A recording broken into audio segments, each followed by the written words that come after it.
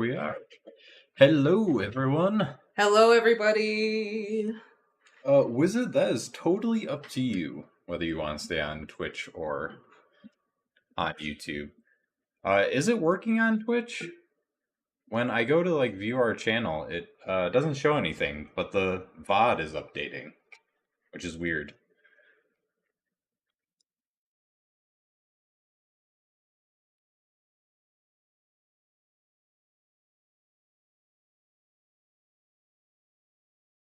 It says we're live, but then I don't see anything on the screen. I am just sitting here. Hello, hello, hello. Hi, Kayla. Hi, Dan. Oh, no more chat screen. It should be. Oh, you know what? There we go. I messed up the layer order. We still got the chat screen.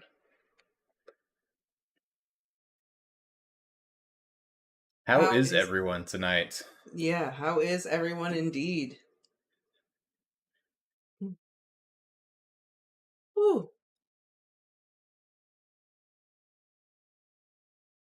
It's a little tiny. Here we go. We'll make that a little bit bigger. Oop. I don't want to cut your head off here. Yeah, don't cut off my head, please. Bring it over a little bit. There we go. I appreciate that. That's better. Very nice. Nice. We're good, Kayla. We are good. So, has anyone read Dr. Jekyll and Mr. Hyde before? Yes, that is a good question. I thought this would kind of be a good interim book before we start our October reading list. Get into the real spooky stuff. Right, intro to spooky season. It's pretty quick. It does have that murder mystery style. It has some spookiness to it, I guess. But the thing I really like about Dr. Jekyll and Mr. Hyde is the movies don't stick to the books at all. Dr. Jekyll is represented pretty well, but Mr. Hyde has never really been represented as he truly is depicted in the books. I have never read this before, so for me, this is all new. Voices will be totally off the cuff, based on what I'm feeling in the moment. But based on what you've told me about Mr. Hyde, I kind of have in my mind what I think I'm going to go with. I kind of picture Mr. Hyde, how Tyrion looks at the end of Dance with Dragons. Gotcha. Except he has a nose. So maybe not at the end. Then I think the voice that I have in my head will work out.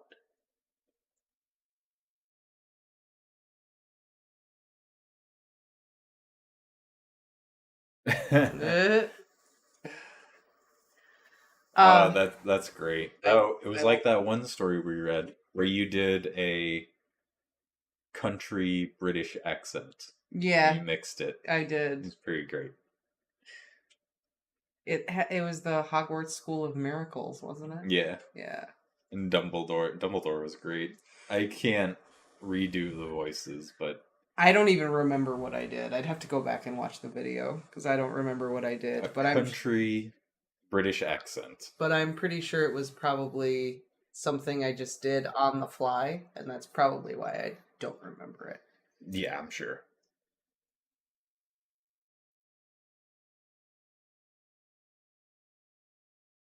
It was hard not to give Hagrid a Southern U.S. accent. Shouldn't have said that. Should not have said that. I could see Hagrid living in the Southern U.S. Probably Texas, because Texas has a lot of exotic animal trade. Hagrid would love it there. Yeah, I feel like Hagrid would live in Texas because there are no rules in Texas. You can literally own any animal you want, and that is garbage. He would have all the dragons. He would. The fact that I can just go online and Google kangaroos for sale and could buy one raised in Texas is very disturbing to me. You can do that in the U.S. too, though. Or not, obviously the U.S. New York. That's a livestock auction, though. You could. It's still selling kangaroos. It is Doesn't still matter. it is still selling kangaroos. Doesn't matter. That does not matter. Either way, the fact that you can just go online and buy a fucking kangaroo is not cool, man. I mean, I think it's awesome, but that's because I want a kangaroo. But you can't just have one kangaroo. You have to have lots of kangaroos. You have to have kangaroos together. So what you're telling me is I need to build myself a mob. Yes. For their own well-being, yes. You can't have one kangaroo by itself. It'll be depressed, it'll be sad and anxietal, and then it'll be more susceptible to diseases, which marsupials are prone to anyway. You need to have at least 2. Preferably Right, 4 or 5. So we're getting 2. Alright, sounds good. Thank you for clearing that up. Okay. Oh, you just finished the Lord of the Rings movies? Did you like them? I mean... It is a lot like the Harry Potter movies. Yes and no. Except the Lord of the Rings movies are good. There were good parts about the Harry Potter movies. There were good parts. The first 2 movies are very, very good. Half-Blood Prince, though, is garbage. Goblet of Fire is garbage. Goblet of Fire was great for being so bad.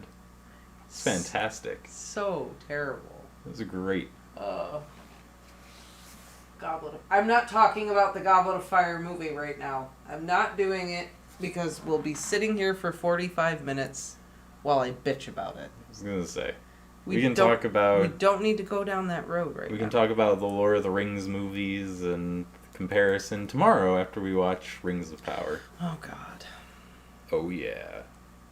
It's too soon. I don't know if I can handle another one. Feel the power. No. Oh, last episode was so bad. Oh, hi, Blue Bear. Last episode was so bad. Now I gotta watch another one tomorrow. Oof.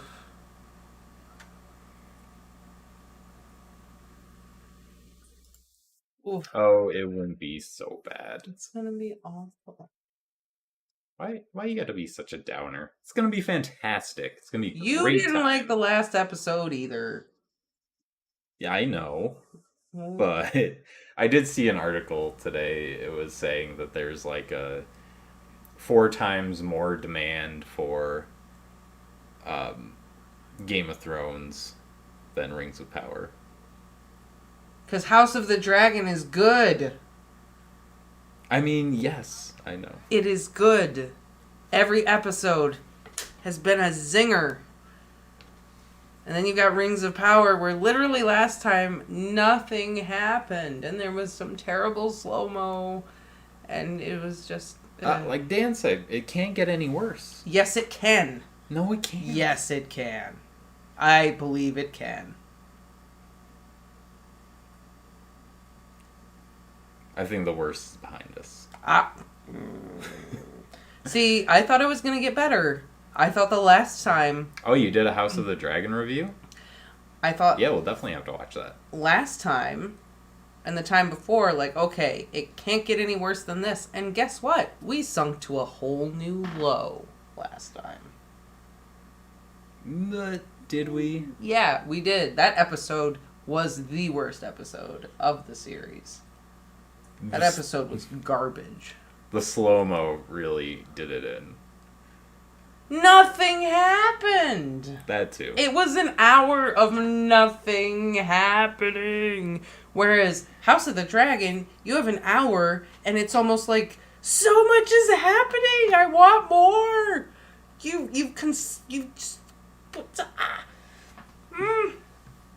It's literally night and day watching these 2 shows right now. I mean, yes. I pulled it up on my phone. I know, but I'm going to pull it up here too. Oh, okay.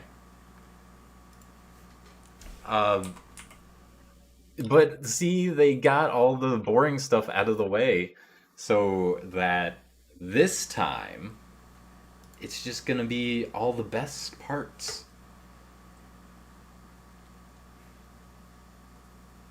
It's going to be fantastic. Trust me. I know these things. Probably.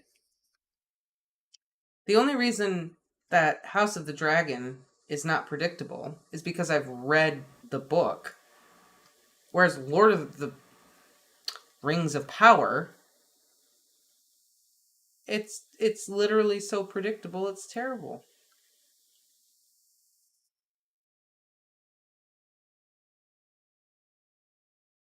What are you I doing? mean... Oh, you're putting the text up there for everybody to see? Mm-hmm. Oh, it updated already.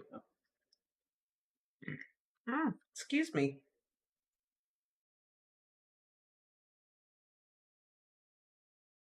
Yeah. I didn't expect this to just pop up on the screen. Normally it doesn't show right away. So we're not gonna... Oh, okay. No one's gonna see us at all. Okay. Calm down. I wore this shirt for a reason, so people could see me.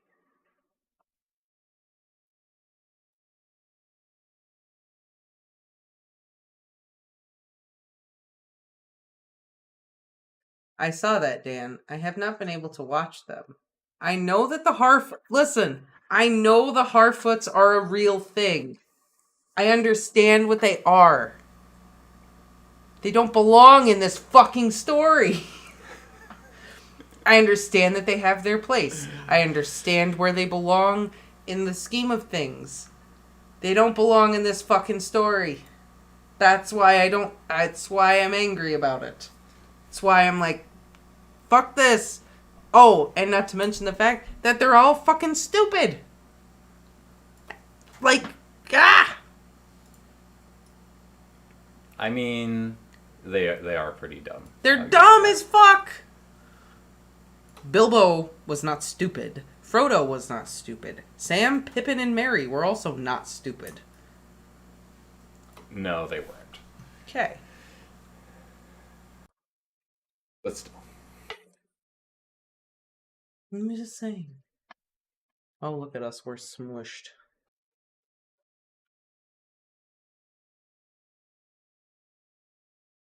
They're stupid.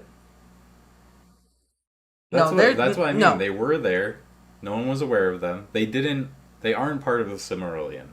But they weren't mentioned, so they can include them and make up their own story if they want. Why? But why make them bad? They're terrible. Put them in there, but make them good. They suck. I wouldn't have cared if they did the other storylines well. Alright, I'm a precocious little Harfoot, and I'm going to be a selfish bitch the whole time and drag everyone down with me because I found a magical man in the sky, and I'm going to do all these things and ruin everyone else's life as long as I get to do what I want because I dream of a bigger life than what I've got right now, and I've got a bigger destiny, but I'm fucking up everything else around me because I'm being a moron. To be fair, that's pretty much Galadriel too.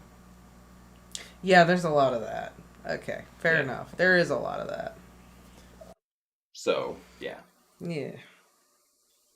I feel like I complain about the Harfoots a lot. No, dear Jesus, no. That's because you do. Well, they deserve to be complained about because they stink. I think the Harfoots are one of the most interesting parts of the show. Nasty, filthy Harfoots. I think they're one of the most interesting parts of the show. That could just be the fact that the other storylines aren't that great. But we're not here to talk about that. We have tomorrow.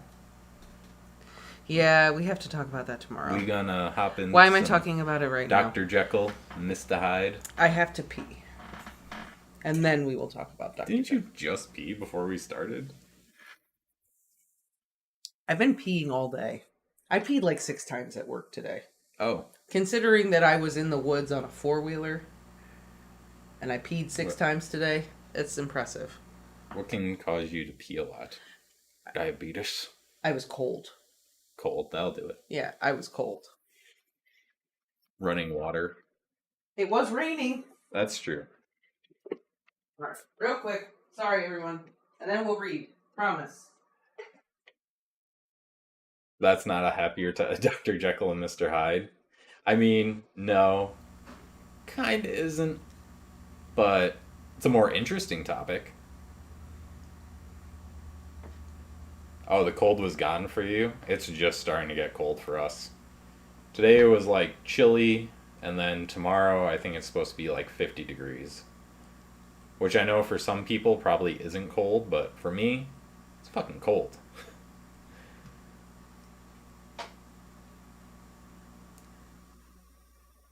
Oh, okay. I thought you were talking about Dr. Jekyll and Mr. Hyde. I was like, well, no, it's not necessarily a happy story, but a little bit more interesting. I mean, it was written in a week while the author was on a coke binge, so, I mean, there is that to make it a little bit happier.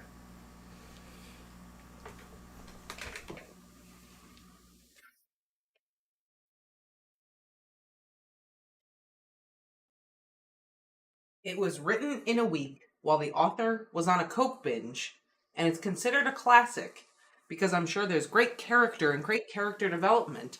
Whereas these people who wrote Rings of Power were probably not on a coke binge and had over a year to write this shit. Thank you, Kayla.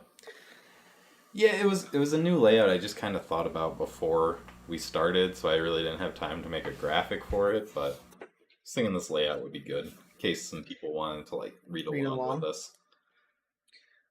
Well, shall we start? Yes. Let's follow our dreams and read this story.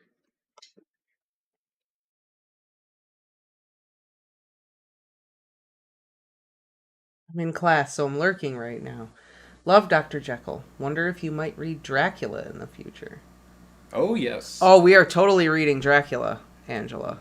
We will read it. I don't know when, but we will read it. Maybe in October. Maybe in October. This is like an interim story because Dr. Jekyll and Mr. Hyde is very short, and we weren't 100% sure what we wanted to read for like the Halloween season just yet.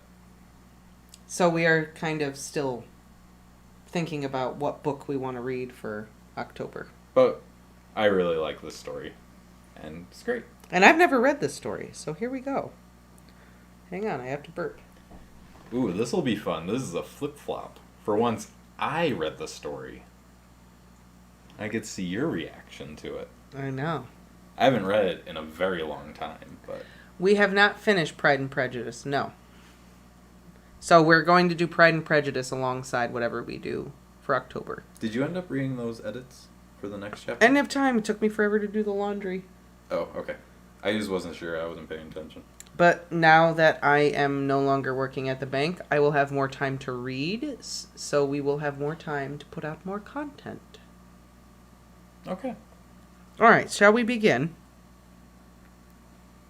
Are we all ready? Yes. Okay. The Strange Case of Dr. Jekyll and Mr. Hyde by Robert Louis Stevenson. Chapter 1. Story of the Door. Mr. Utterson, the lawyer, was a man of a rugged countenance that was never lighted by a smile. Cold, scanty, and embarrassed in discourse, backward in sentiment, lean, long, dusty, dreary, and yet somehow lovable. At friendly meetings, and when the wine was to his taste, something eminently human beaconed from his eye. Something, indeed, which never found its way into his talk, but which spoke not only in these silent symbols of the after-dinner face, but more often and loudly in the acts of his life. He was austere with himself, drank gin when he was alone, to mortify a taste for vintages, and though he enjoyed the theatre, had not crossed the doors of one for 20 years. But he had an approved tolerance for others, sometimes wondering, almost with envy, at the high pressure of spirits involved in their misdeeds, and in any extremity inclined to help rather than to reprove. "I incline to Cain's heresy," he used to say quaintly. "I let my brother go to the devil in his own way." In this character, it was frequently his fortune to be the last reputable acquaintance and the last good influence in the lives of down-going men, and to such as these, so long as they came about his chambers, he never marked a shade of change in his demeanour. No doubt the feat was easy to Mr. Utterson, for he was undemonstrative at best, and even his friendship seemed to be founded in a similar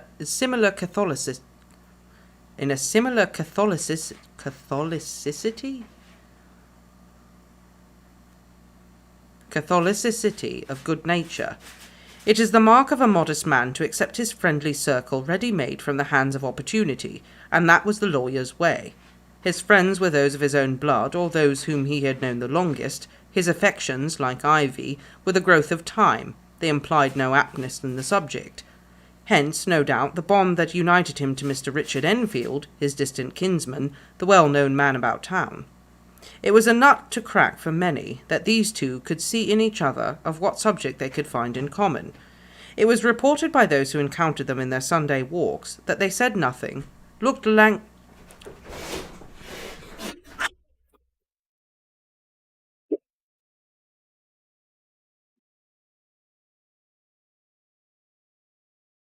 Farm was being an asshole. Okay. It was reported by those who encountered them in their Sunday walks that they said nothing, looked singularly dull, and would hail with obvious relief the appearance of a friend. For all that, the two men put the greatest store by these excursions, counted them the chief jewel of each week, and not only set aside occasions of pleasure, but even resisted the calls of business, that they might enjoy them uninterrupted. It chanced on one of these rambles that their way led them down a by-street in a busy quarter of London. The street was small and what is called quiet, but it drove a thriving trade on the weekdays. The inhabitants were all doing well, it seemed, and all emulously hoping to do better still, and laying out the surplus of their grains in coquetry, so that the shop fronts stood along that thoroughfare with an air of invitation, like rows of smiling saleswomen. Even on Sunday, when it veiled its more florid charms and lay comparatively empty of passage, the street shone out in contrast to its dingy neighbourhood, like a fire in a forest, and with its freshly painted shutters, well-polished brasses, and general cleanliness and gaiety of note, instantly caught and pleased the eye of the passenger.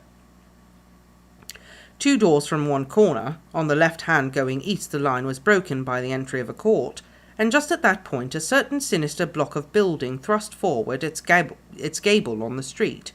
It was 2 stories high, showed no window, nothing but a door on the lower story, and a blind forehead of discoloured wall on the upper, and bore in every feature the marks of prolonged and sordid negligence. The door, which was equipped with neither bell nor knocker, was blistered and disdained. Tramps slouched into the recess and struck matches on the panels. Children kept shop upon the steps. The schoolboy had tried his knife on the mouldings, and for close on a generation no one had appeared to drive away these random visitors or to repair their ravages. Mr. Enfield and the lawyer were on the other side of the by-street. When they came abreast of the entry, the former lifted up his cane and pointed. "Do you ever remark that door?" he asked, and when his companion had replied in the affirmative, "It is connected in my mind," added he, "with a very odd story." "Indeed?" said Mr. Utterson, with a slight change of voice. "And what was that?" "Well, it was this way," returned Mr. Enfield. "I was coming home from some place at the end of the world, about 3 o'clock of a black winter morning, and my way led through a part of town where there was literally nothing to be seen but lamps, street after street, and all the folks asleep, street after street, all lined up as if for a procession, and all as empty as a church, till at last I got into that state of mind when a man listens and listens, and begins to long for the sight of a policeman. All at once I saw 2 figures, one a little man who was stumping along eastward at a good walk, and the other a girl of maybe 8 or 10 who was running as hard as she was able down a cross street. Well, sir, the two ran into one another naturally enough at the corner, and then came the horrible part of the thing. For the man trampled calmly over the child's body and left her screaming on the ground. It sounds nothing to hear, but it was hellish to see. It wasn't like a man. It was like some damned juggernaut. I gave a few halloo, took to my heels, collared my gentleman, and brought him back to where they were ready. There was already a group about the screaming child. He was perfectly cool and made no resistance, but gave me one look so ugly that it brought out the sweat on me like running. The people who had turned out were the girl's own family, and pretty soon the doctor, for whom she had been sent put in his appearance. Well, the child was not much the worst, more frightened, according to the sawbones, and there you might have supposed there'd be an end to it. But there was one curious circumstance. I had taken a loathing to my gentleman at first sight. So had the child's family, which was only natural. But the doctor's case was what struck me. He was the usual cut-and-dry apothecary, of no particular age and colour, with a strong Edinburgh accent, and about as emotional as a bagpipe. Well, sir, he was like the rest of us. Every time he looked at my prisoner, I saw that Sawbones turned sick and white with the desire to kill him. I knew what was in his mind, just as he knew what was in mine, and killing being out of the question, we did the next best. We told the man we could and would make such a scandal out of this as should make his name stink from one end of London to the other. If he had any friends of credit, we undertook that he should lose them. And all the time, as we were pitching it in red hot, we were keeping the women off him as best we could, for they were as wild as harpies. I never saw a circle of such hateful faces. And there was the man in the middle, with a kind of black sneering coolness, frightened too, I could see that, but carrying it off, sir, really like Satan. If you choose to make capital out of this accident, said he, I am naturally helpless. No gentleman but wishes to avoid a scene, said he. Name your figure. Well, we screwed him up to £100 for the child's family. He could have clearly liked to stick out. But there was something about the lot of us that meant mischief, and at last he stuck. The next was to get the money, and where do you think he carried us but to the place with the door? Whipped out a key, went in, and presently came back with the manner of £10 in gold, and a cheque for the balance on counts, drawn payable to bearer, and signed with a name I can't mention, though it's one of the points of my story, but it was a name at least very well known and often printed. The figure was stiff, but the signature was good for more than that if it was only genuine. I took the liberty of pointing out to my gentleman the whole business looked apocryphal, and that a man does not, in real life, walk into a cellar door at 4 in the morning and come out with another man's cheque for close upon £100. But he was quite easy and sneering. Set your mind at rest, says he. I will stay with you till the bank's open and cash the cheque myself. So we all set off, the doctor and the child's father, and our friend and myself, and passed the rest of the night in my chambers, and next day, when we'd breakfasted, went in a body to the bank. I gave in the cheque myself, and said I had every reason to believe it was a forgery. Not a bit of it. The cheque was genuine. Tut, tut, said Mr. Utterson. I see you feel as I do, said Mr. Enfield. Yes, it is a bad story. For any man was a fellow that nobody could have to deal with, a really damnable man, and the person that drew the cheque is the very pink of the proprietaries, celebrated too, and, what makes it worse, one of your fellows who do what they call good. Blackmail, I suppose, an honest man paying through the nose for some of the capers of his youth. Blackmail House is what I call the place with the door, in consequence. Though even that, you know, is far from explaining all, he added, and with the words fell into a vein of musing. From this he was recalled by Mr. Utterson, asking rather suddenly, And you don't know if the drawer of the cheque lives here? A likely place, isn't it? Returned Mr. Enfield. But I happen to have noticed his address. He lives in some square or other. And you never asked about the place with the door? said Mr. Utterson. No, sir, I had a delicacy, was the reply. I feel very strongly about putting questions. It partakes too much of the style of the day of judgment. You start a question, and it's like starting a stone. You sit quietly on the top of a hill, and away the stone goes, starting others, and presently some bland old bird, the last you would have thought of, is knocked on the head in his own back garden, and the family have to change their name. No, sir, I make it a rule of mine. The more it looks like Queer Street, the less I ask. A very good rule, too, said the lawyer. But I have studied the place for myself, continued Mr. Enfield.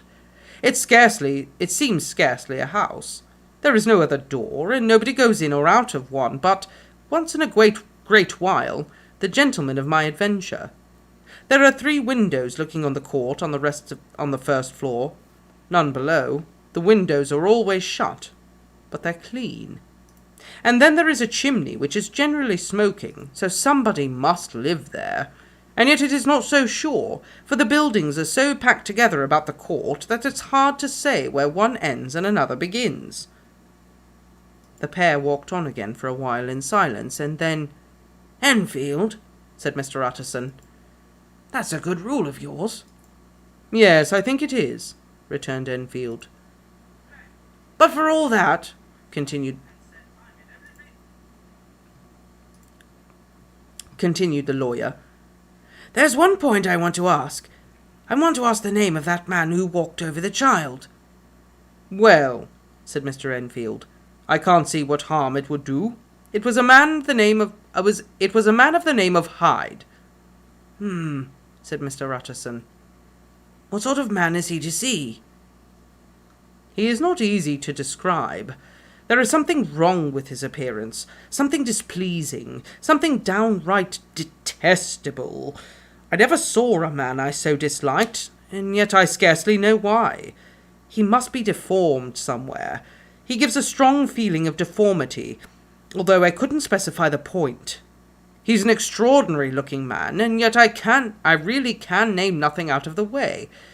No, sir, I can make no hand of it. I can't describe him. And it's not want of memory, for I declare I can see him this moment. Mr. Utterson again walked away in silence, and obviously under a weight of consideration. You are sure he used a key? He inquired at last. My dear sir, began Enfield, surprised out of himself. Yes, I know, said Utterson. I know it must seem strange. The fact is, if I do not ask you the name of the other party, it is because I know it already. You see, Richard, your tale has gone home. If you have been inexact in any point, you'd better correct it. I think you might have warned me, returned the other with a touch of sullenness. But I have been pedantically exact, as you call it. The fellow had a key, and what's more, he has it still. I saw him use it not a week ago. Mr. Utterson sighed deeply, but never said a word, and the young man presently resumed. Here is another lesson to say nothing, said he. Here is another lesson to say nothing, said he. I am ashamed of my long tongue. Let us make a bargain never to refer to this again. With all my heart, said the lawyer. I shake hands on that, Richard. Yeah, I don't know what's with the Twitch stream, because it's, like, recording it still, but we can't see anything. But if I go and watch the VOD, like, it's up to date. Just like the strange thing.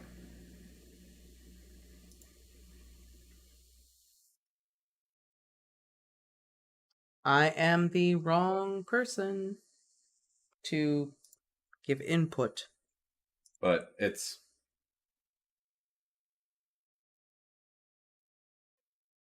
Yeah, I don't know what that is. Man, it's the dual stream. We always have issues. Before it was YouTube that was always having the issues when we streamed. Now it's to Twitch. Both, and now Twitch. So yeah, I don't know. As long as YouTube's working, I guess, we'll keep going with it. Look at that. It says session 0 minutes, 0 viewers. Yeah, I know. But then I go to, where's it? Content. And then,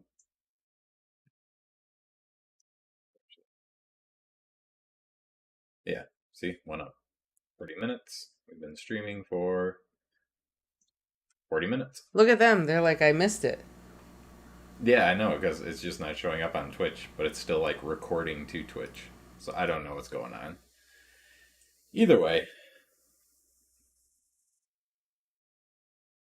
Yeah, I'll probably stream for a little bit, depending on when the stream ends. I do need to eat food. So, we can't go for forever. That's true. Alright, so, opening chapter. What do you think? Fucking great. Love it. Yeah? Hell yeah. Damn, I didn't expect you to be that excited. Oh, for fuck one yeah. I'm chapter. like, oh, these two chaps are having a walk around the park. And, oh, let me tell you about this fucked up thing that happened to me last Saturday night. Little imp that ran over this young child. Fucking little tiny dude ran over a child. All I can think of is, like, just fucking stomped on a kid. Took off, and then he's like, oh, police, sir, look what has happened. And then this random ass dude just shows up like, oh, here, let me pay for what happened. Like, that's fucking Dr. Jekyll right there, son.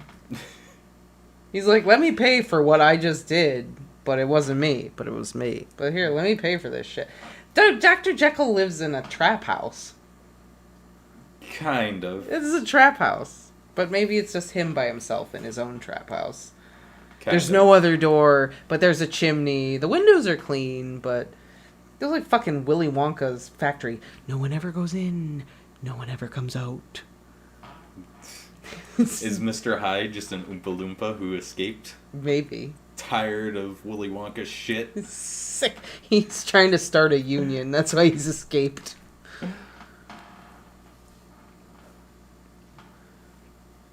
What? Wait, what'd you say? I said he's trying to start a union. That's why he ran away. Oh. Why he, But then he knocked over the girl and was like... It was an accident. Willie, I need your help. I did something bad. Yeah. I just love the dialogue. The dialogue's great.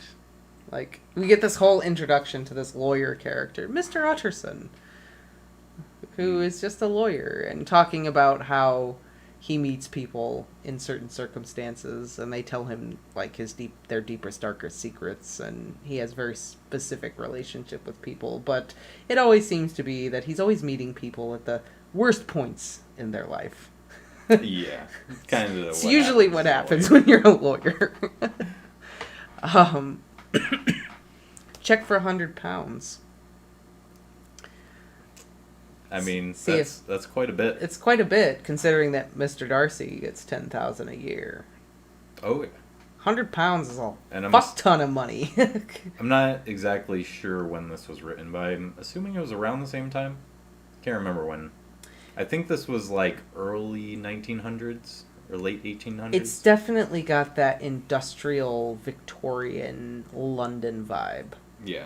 It's got the gritty, like, even from just this chapter, you can tell it's just like there's this clustered, gritty, populated feel of the story. It was sometime around the turn of the 20th century. Yeah, and that's London was just like exploding. In a lot of good ways, but in a lot of terrible ways. I've done a lot of research on Victorian London. I just remember you telling me that they used to put, like, drywall in the flour to make the flour go further, and kids were dying because they were eating bread with it, and it was like... Yeah, they put drywall in the flour for the bread. They put drywall in the flour for the bread, and then they would put borax in milk for babies. Oh. To make it look white.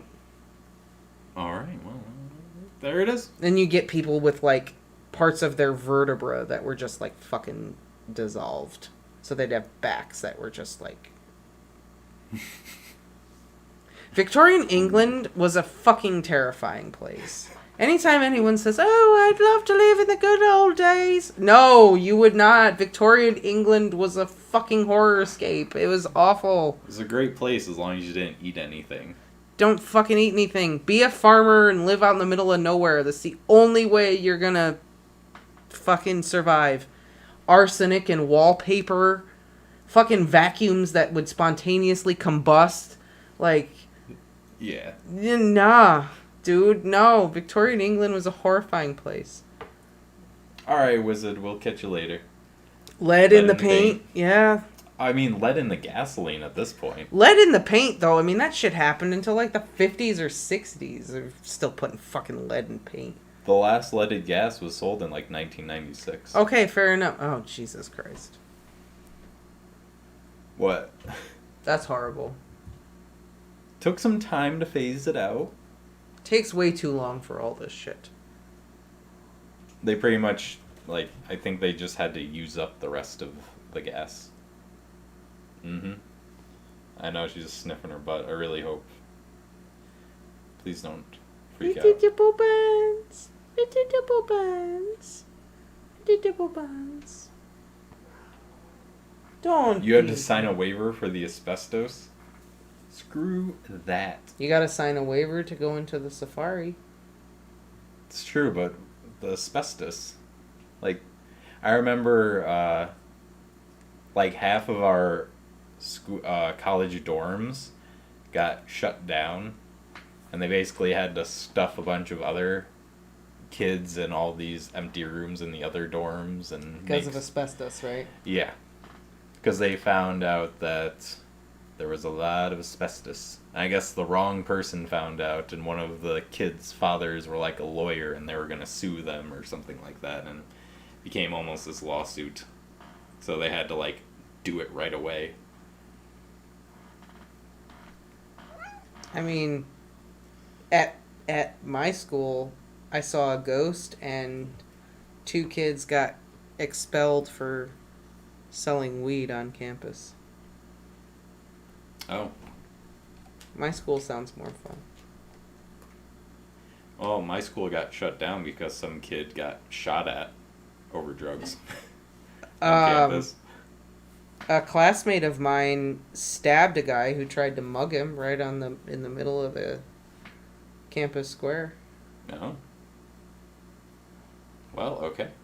No, I don't think anyone got stabbed during my time. I'm sure someone did, but I didn't know about it. This kid, Brian, stabbed a, by all accounts, crackhead who was trying to mug him at like 2 a.m.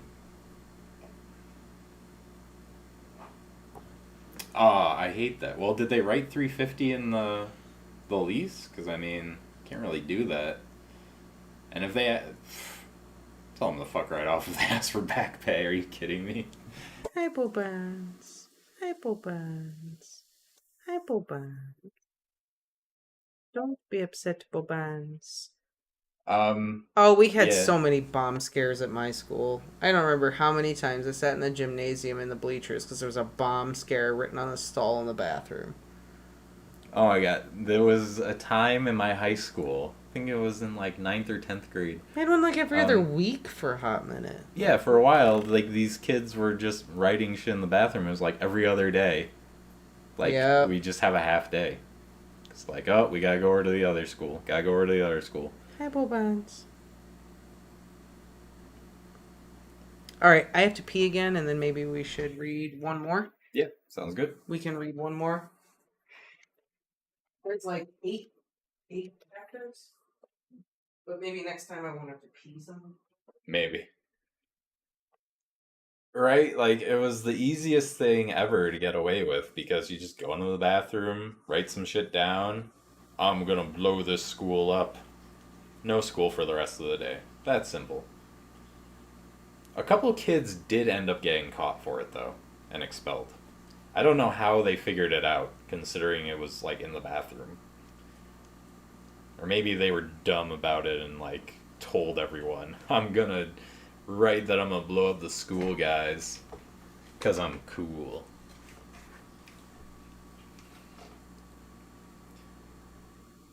Charlie Brown Are you just like sparing the guy's name, censoring it, or was their name actually Charlie Brown? Because that's great.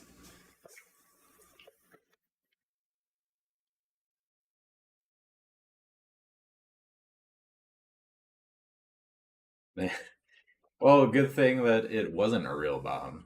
Get some shrapnel in your head.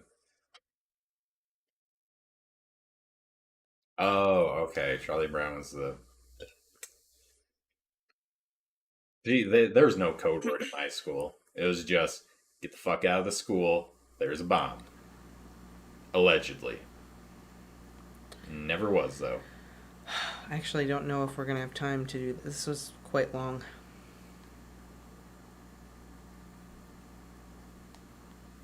This is kind of long. This next chapter. You're the reader here. This is your show. I know, I'm the reader, but I'm also hungry. Maybe we could read something a little different that's a little shorter? Sure, like what? How about a Poe poem? All right. And then next time we'll try to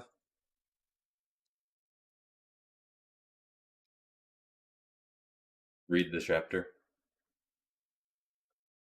Maybe we can do like a late stream Saturday or something like that. let's do that. Okay. Yeah, let's do that. Let's stream again on Saturday. We'll read more of this. For now, maybe just do something a little. It's just a long chapter.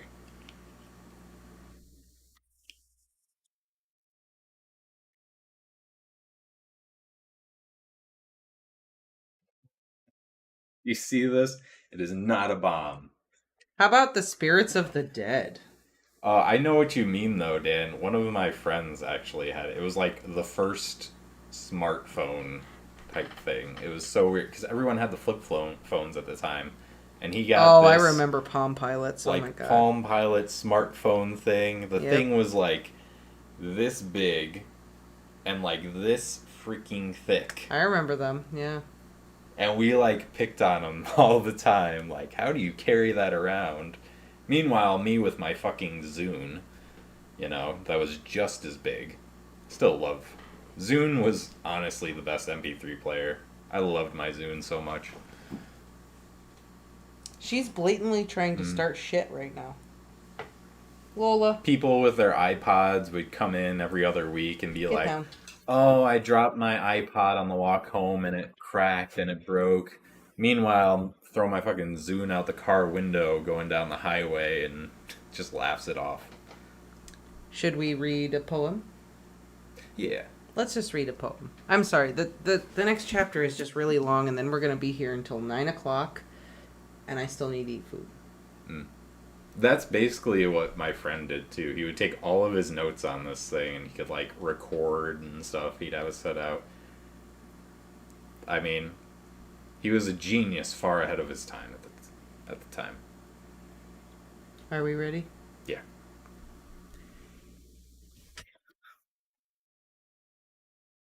I did eat a snack, but it was all I ate today, and now I'm just really hungry.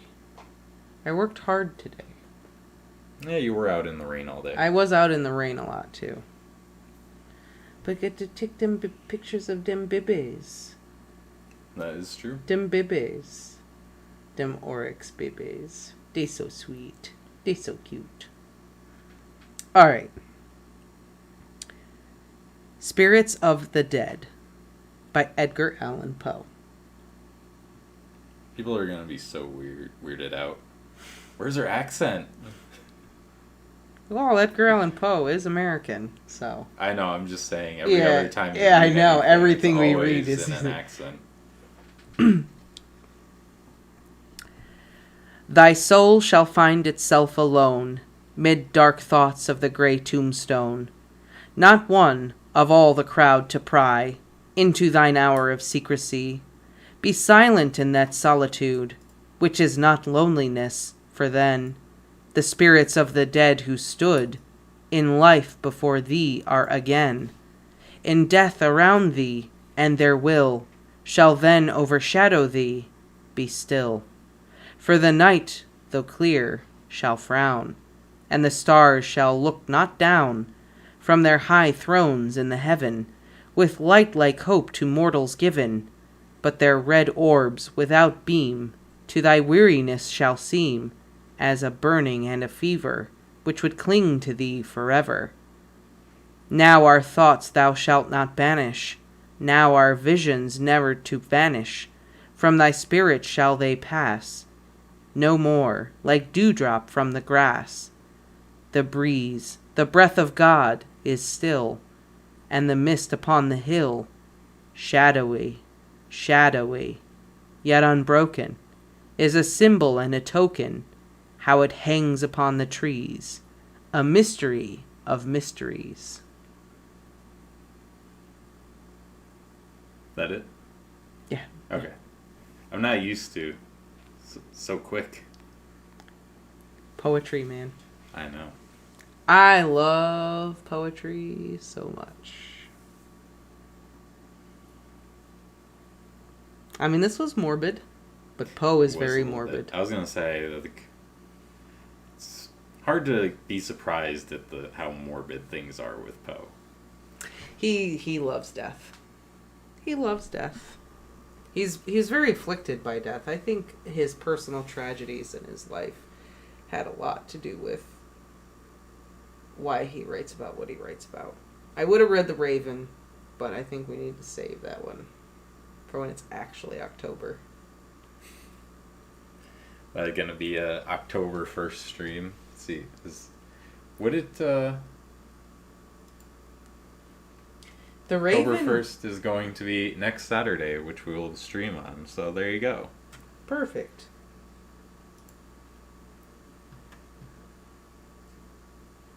I mean, I could read another one. The House. Ooh. I don't know. I haven't read a lot of poetry in my life, to be honest. I have read a shitload of poetry. I know a lot about poetry. I know a lot of poets. I know a lot of poems. I fucking love poetry. I am all about poetry. Hey, Tom. I basically read the poetry that we had to for school. That was about it. Oh, The Bells is such a good fucking poem. What poems did you have to read for school? Oh, I can't remember. Oh. We did have to read The Raven. Gotta read The Raven. If you're gonna take a poetry anything, you're gonna read poems, gotta read The Raven. That shit's so good. We had so good. We actually had a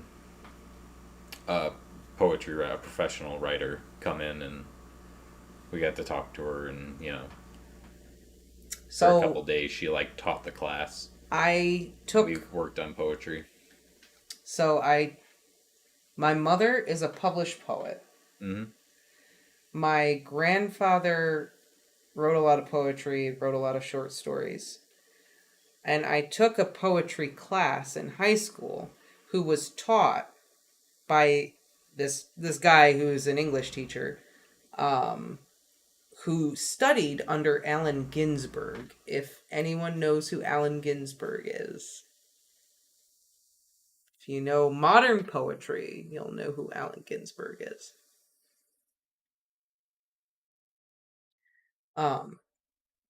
Poetry is deep in my veins. I love poetry. There's some poems that I've committed to my brain. There are just some poems that I just know in my brain. I know there was a couple you told me they're your favorites. You can just recite them. Yeah, there are a few that are really so good.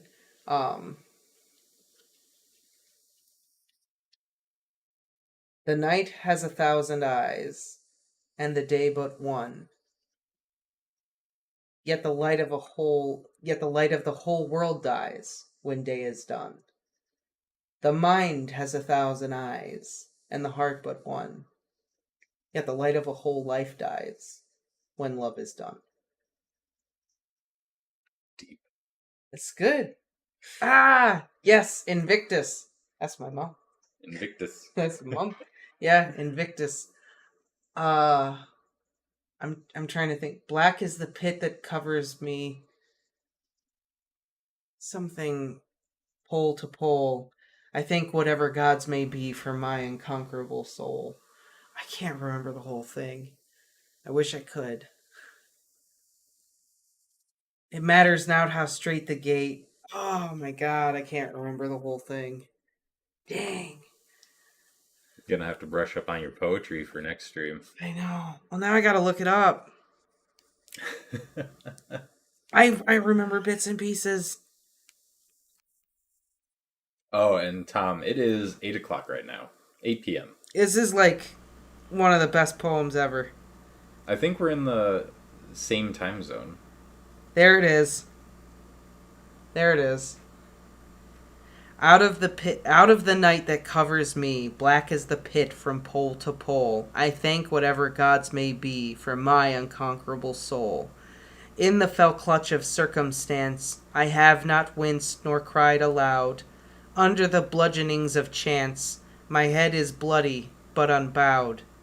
Beyond this place of wrath and tears looms but the horror of the shade, and yet the menace of the years finds and shall find me unafraid. It matters not how strait the gate, how charged with punishments the scroll. I am the master of my fate. I am the captain of my soul.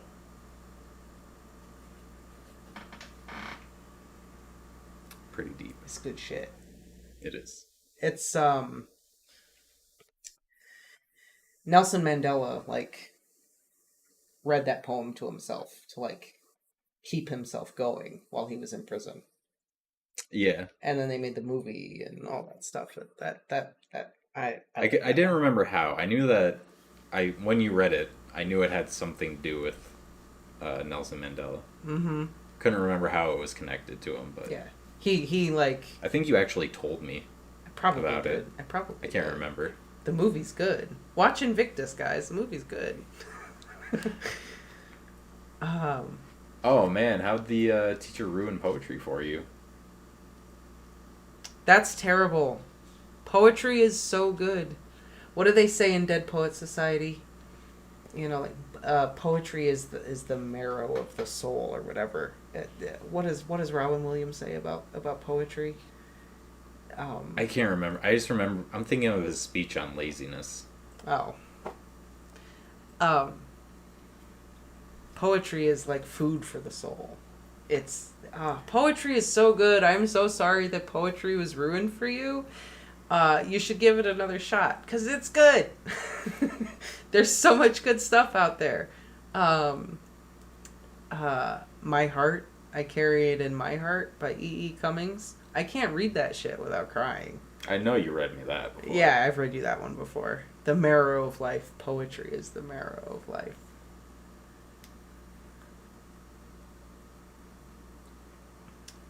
Walt Whitman, I summon my mighty yawp. No, I don't know. Or Leaves of Grass, by Walt Whitman. Oh, it's so good. Talk about a long poem. Leaves of Grass is literally a poem. I'm really bad with poetry. Like I said, I've only read what we did in school, and I probably don't remember half of them. We had to read Leaves of Grass and analyze it and break it down in poetry class. And we had to do Song of Myself. Song of Myself is probably one of the greatest poems ever. Song of Myself is the biggest line I remember from Song of Myself is where he goes, "Do I contradict myself? Very well then, I contradict myself. I contain multitudes." I was just like, it's so good. It's so true. Told you that every plot was already written. Yeah, I'm pretty sure that's a Shakespeare thing. That is a Shakespeare thing. Yeah. It's there are only 5 true types of stories, but the variations are infinite, or whatever it is he says. Yeah, there's basically 5 stories, Yeah. but characters, settings, and everything else will is change. infinite. It's comedy, tragedy, drama, romance, and whatever. It's a thing. There are 5 principal stories, but the variations are infinite. Mm. There's a Shakespeare sonnet too that is absolutely one of my favorites.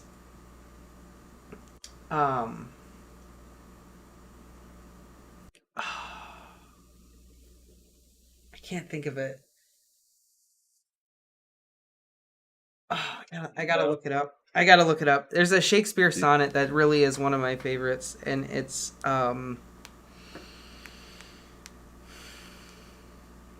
so good.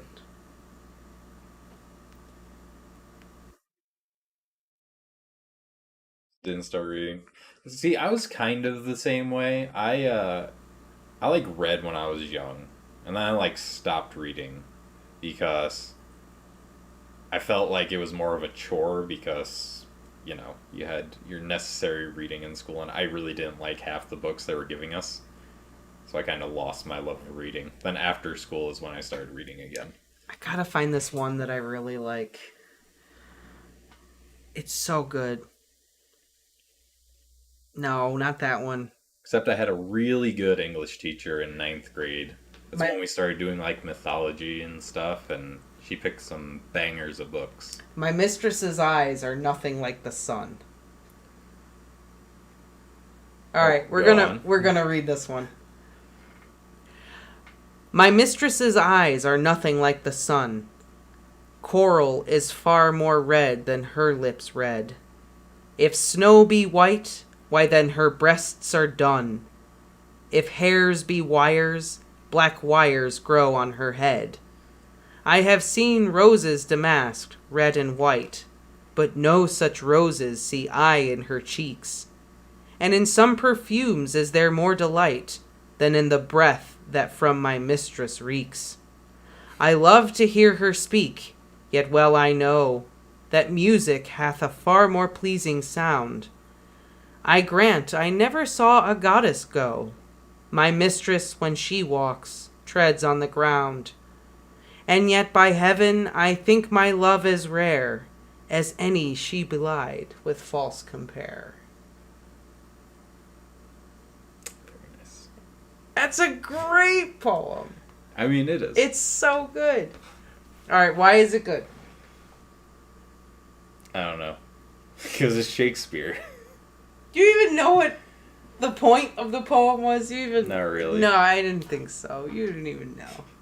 Poetry's not my thing. I'm sorry. Shakespeare is basically saying, like, look, my girl does not have rosy cheeks that are super beautiful. Her eyes are not like a celestial object. Her hair is not perfect. She's not a goddess. She walks on the ground like a normal person. Her breath stinks sometimes, man. Like, but she's real and she's human, and I love her to pieces because she is everything to me. Because comparing to her to a goddess is stupid. That's not real. That doesn't exist. There's nothing like that on Earth. But her, she doesn't have all this bullshit that we all blow out there about how you're this and you're like this and you're like, no, people aren't like that. People are like this. And I love you. Anyway. I wonder how Mrs. Shakespeare felt about that. Well, we don't even know who Shakespeare is, so was. I'm just saying. And there's I a wonder lot how of she felt after she read that. Well, there's a You lot saying of- my breast stinks? There's a lot of people that What's the problem speculate with my that hair? Shakespeare was gay. So, who knows? Maybe he swung both ways. You don't know. Ample make this bed with awe. There is nothing new under the sun, but the variations are infinite. It's exactly what it is. Oh, a poem you wrote, Dan? Hold on, I'll bring it up. A poem about poetry. Poetry in motion. Her lovely locomotion makes me feel this way. Poetry Oh, you messaged in me? motion. Oh, about no service. Yeah.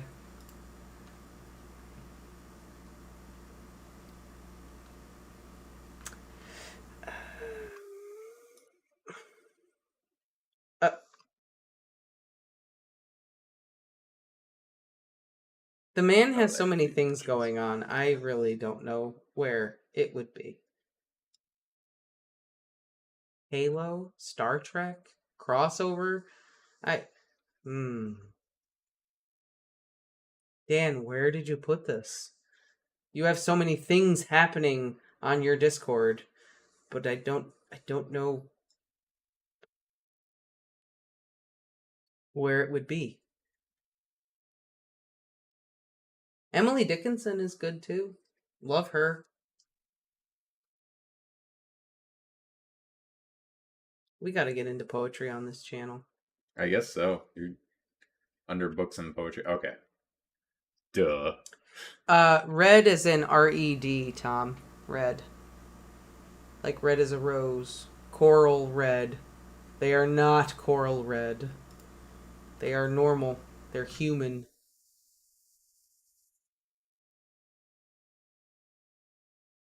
Ancient Egypt. Got an ancient Egypt section in there? Zoology? What? Zoology section? I gotta post my ruse there. My babies.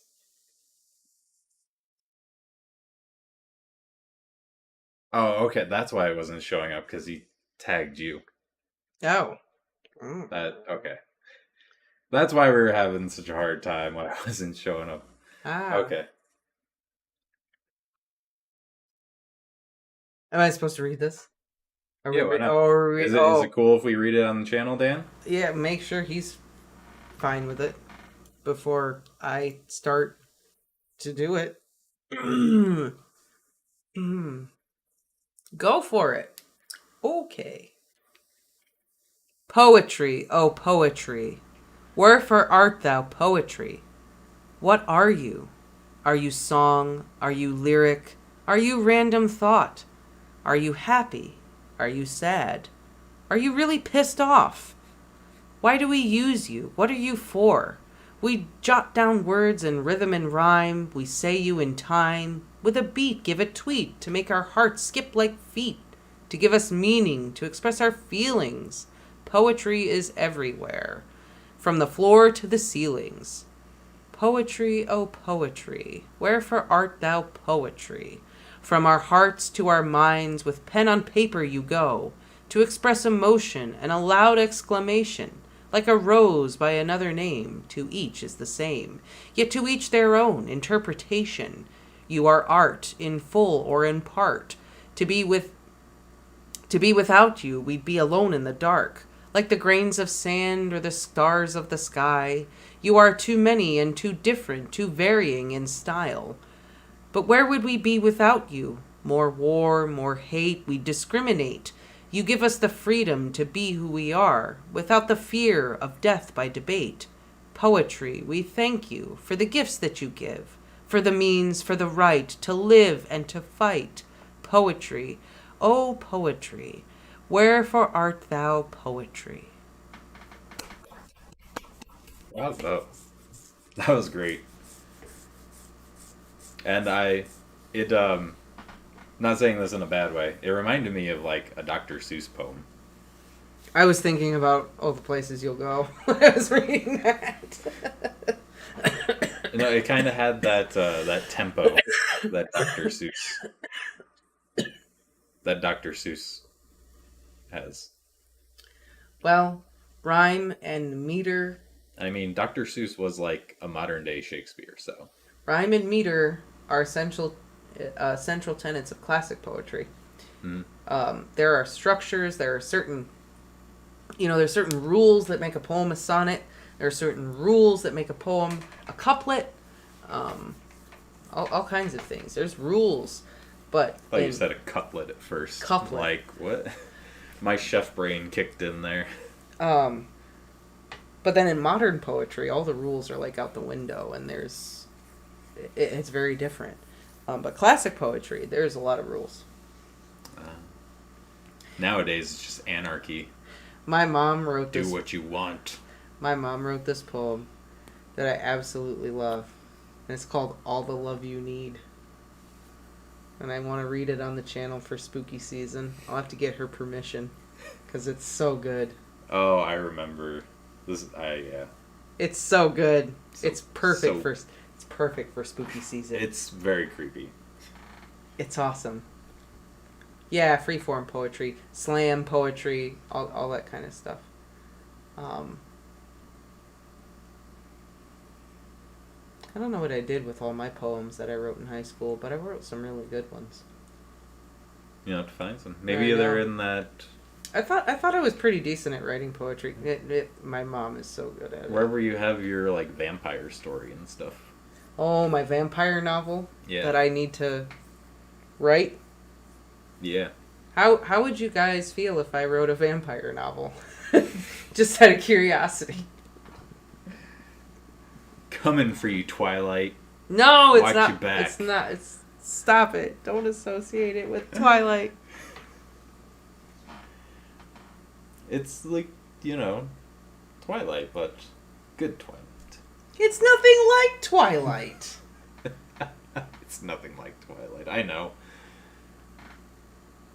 It's not even close. Just saying, like, that's going to be your competition when someone says, ooh, a vampire novel.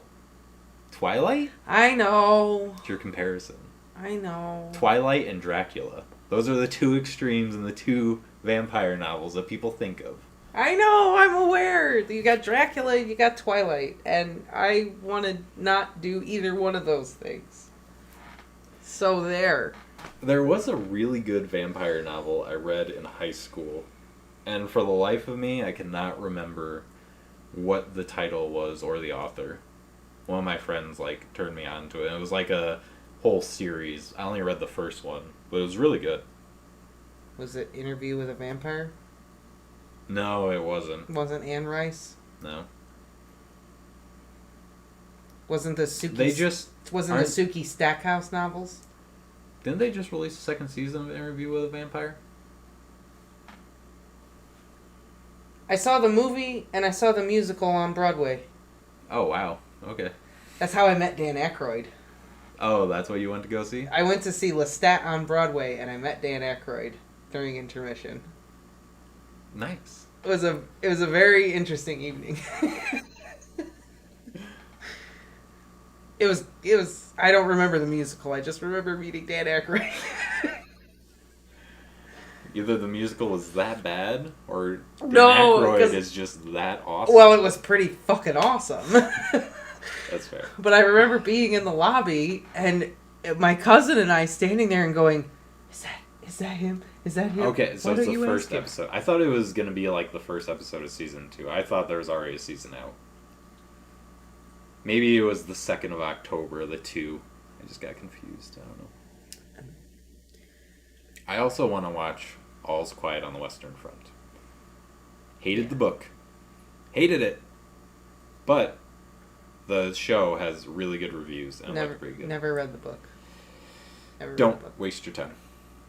You know what we should read? It's not as dry as Catcher in the Rye, but it's pretty damn close. I've never read that either. I read books about paleontology. How dry can you get? Yeah, but that's interesting. Okay, fair You're enough. interested Yeah, in. dinosaurs. There's a difference between reading like a textbook of something you're interested in and reading a story that is as dry as a textbook. Because you don't even get like information out of it. I mean, I suppose if you're trying to become a professional writer and that sort of thing, there's a lot you can take away from those books. But just as a casual reader, someone who's not looking to make a career of it and just wants to enjoy an hour before sleep in this story, it's not worth it. Not at all. Well, never read Catcher in the Rye. Never read All Quiet on the Western Front. So... I didn't finish all.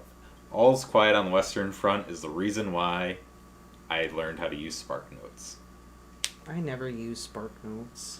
That's blasphemy. All's Quiet on the Western Front was so dry, I didn't even want to skim through it. Now I want to read it, because I feel like if I read it, I'm probably going to go back and be like, dude, this book's awesome. You might like it. Honestly, it's like I considered probably one of the greatest war novels of all time. That's what I'm saying. I read Red Badge of Courage, which we could read on the channel sometime. Red Badge of Courage. That book is really good. Never read that. That's so good. It's about the Civil War. It's really good. Oh, okay. All's Quiet on the Western Front is World War One. Right. From like the German side. Yeah, I knew that.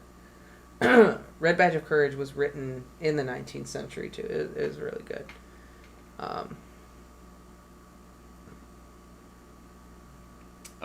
Yeah, I would say it is. Salem's Lot. I love Salem's Lot. That book was good. That was a good vampire novel. Salem's Lot was really good. But Stephen King, man. Stephen King's just a great writer. Like, Salem's you know how Lot is they really tell good, though. you it's either quantity or quality in most things? Stephen King has somehow just managed to find the perfect balance. Just pumping out quantity. Well, Stephen King's... and still maintaining quality. Stephen King's commitment to writing is pretty impressive. The man makes himself write every day. I know. Well, that's his process. Not every writer works that way. But he also writes at a 5th grade reading level. That helps. No, it wasn't the book. But also, I didn't think about Salem's Lot. Very good vampire book, too. Should have thrown in that. Yeah, Salem's Lot is the Stephen King vampire novel. Yeah, it wasn't that, but I'm saying. Oh. I should have included that with... What the hell vampire book did you read? It was just like, I don't remember. Oh, jeez. Like, I remember the cover, and that's about it. Oh, Jesus. It could be anything. The Suki Stackhouse novels are the novels that True Blood is based off of. So I'm going to go ahead and assume it wasn't one of those. Alice's Adventures in Wonderland is a pretty good short read. And Winnie the Pooh is in the public domain now, too. I read Alice's Adventures in Wonderland, and I read Through the Looking Glass as well. Since we're talking about vampires and horrors movies and stuff, I mean, technically Winnie the Pooh is a horror story now. Yeah, they're making that horror movie about it, aren't they? I think it released or something, yeah.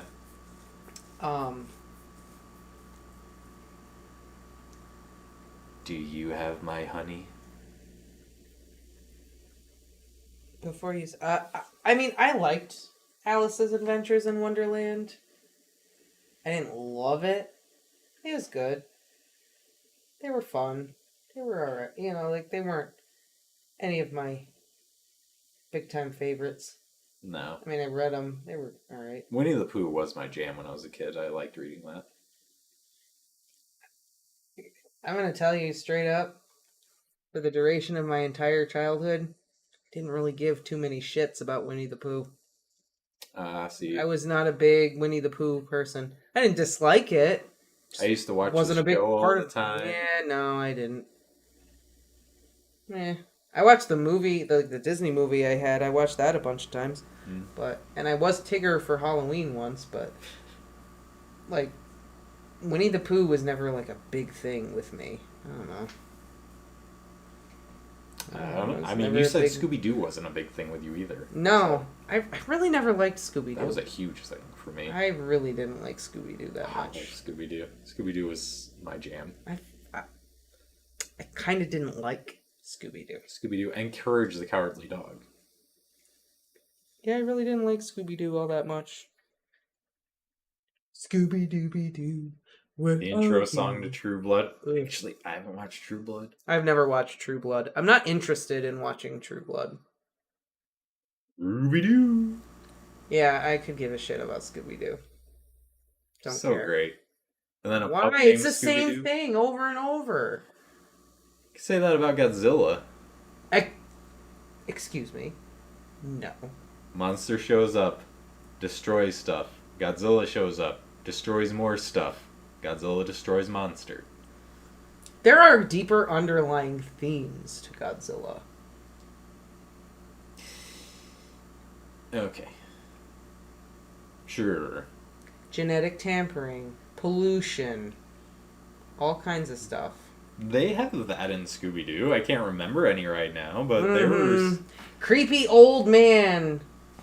Oh, he's the monster the whole time. Except for the one movie where the ghosts were real. And Daphne and Fred go off to fuck. Shaggy and Scooby are just getting stoned the whole time. Sometimes Velma goes with them. Velma is literally the only fucking person holding that shit together. Yeah. Everyone else is just... Yeah, I watched Godzuki. That's right. Okay, that's a fact. You were watching Scooby-Doo, When I was a kid, I watched the old Godzilla TV show from the 1970s with Godzilla and Godzuki. Godzilla. Dur, dur, dur, dur, dur. And Godzuki. It was not a very good show, but I watched the shit out of it, and I loved it. Exactly. See, it was meant to be Godzilla from the day one. I was like 6 years old watching that Godzilla show on TV. I did not watch Scooby-Doo. I watched that shit.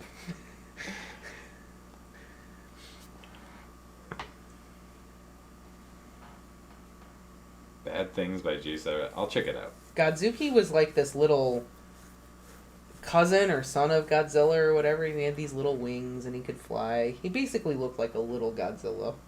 But he Godzilla with wings. He had these like little bat wings and he kind of fly and he blew like these smoke rings out, kind of like Minya does in the Showa series movies. But yeah, the other show was Courage the Cowardly Dog. Yeah, I never really watched that either. I watched the crap out of it. I did not watch. I would not watch Courage the Cowardly Dog. I just didn't watch it. It was awesome. Rugrats though, Wild Thornberries. Wild Thornberries was another one. Smashing. He could call Godzilla. Yeah, Godzuki would call Godzilla. That's true. Oh, okay. Hi, Boopers. So I think Tom's watched it too. Hi, Boopers. Hi, Boopers. Baby Boopers. But yeah. Baby Boopers. I mean... Baby Boopers. Oh, Doug. Love Doug. Doug. Very expensive. Douglas. I feel like most of our streams have ended with us just talking about nostalgic shows. Yeah, we always get to this point. We do end up there at some point. It's so great. Samurai Jack. I watched that a little bit, but I never really got into it. Samurai Jack is really good. I like Samurai Jack a lot more now as an adult than I did when I was a kid. Also, found out today, for you and anyone else who has it, HBO Max is taking down all their like classic Adult Swim content. So, if you want to watch it, go watch it now. That's terrible. They're taking down a lot of stuff, actually. It's got to do with the fact that WB just bought them. I know. They're doing this WB Discovery. They're trying to launch their own streaming service, and they're ratcheting HBO and castrating it to do their WB Discovery, whatever the fuck that's going to be. I don't get it. The only reason Oh my god, Angela! Space Ghost Coast to Coast? Yes! Space Ghost. Love Space Ghost Coast to Coast. Heck yeah. Oh, that was good. There was an Adult Swim show that I watched quite a lot called Harvey Birdman, Attorney at Law. Oh, yeah. Loved Harvey Birdman, Attorney at Law. Hey, did you get that thing I sent you?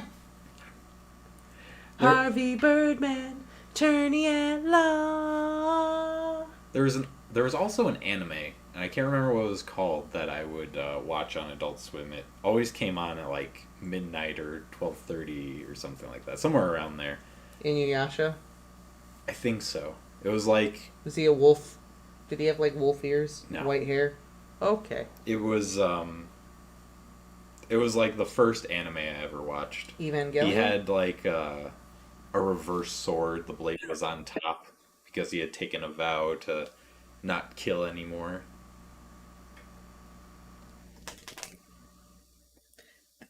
He was this like crazy awesome samurai who like slaughtered millions of people, and one day he decided to take a vow to never kill again. And he still had his sword, but it was like reversed. So it was blunt side down.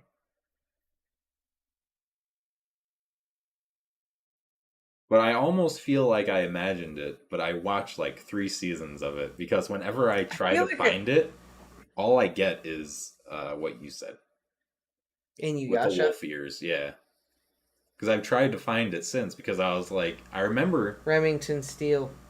Oh, maybe that.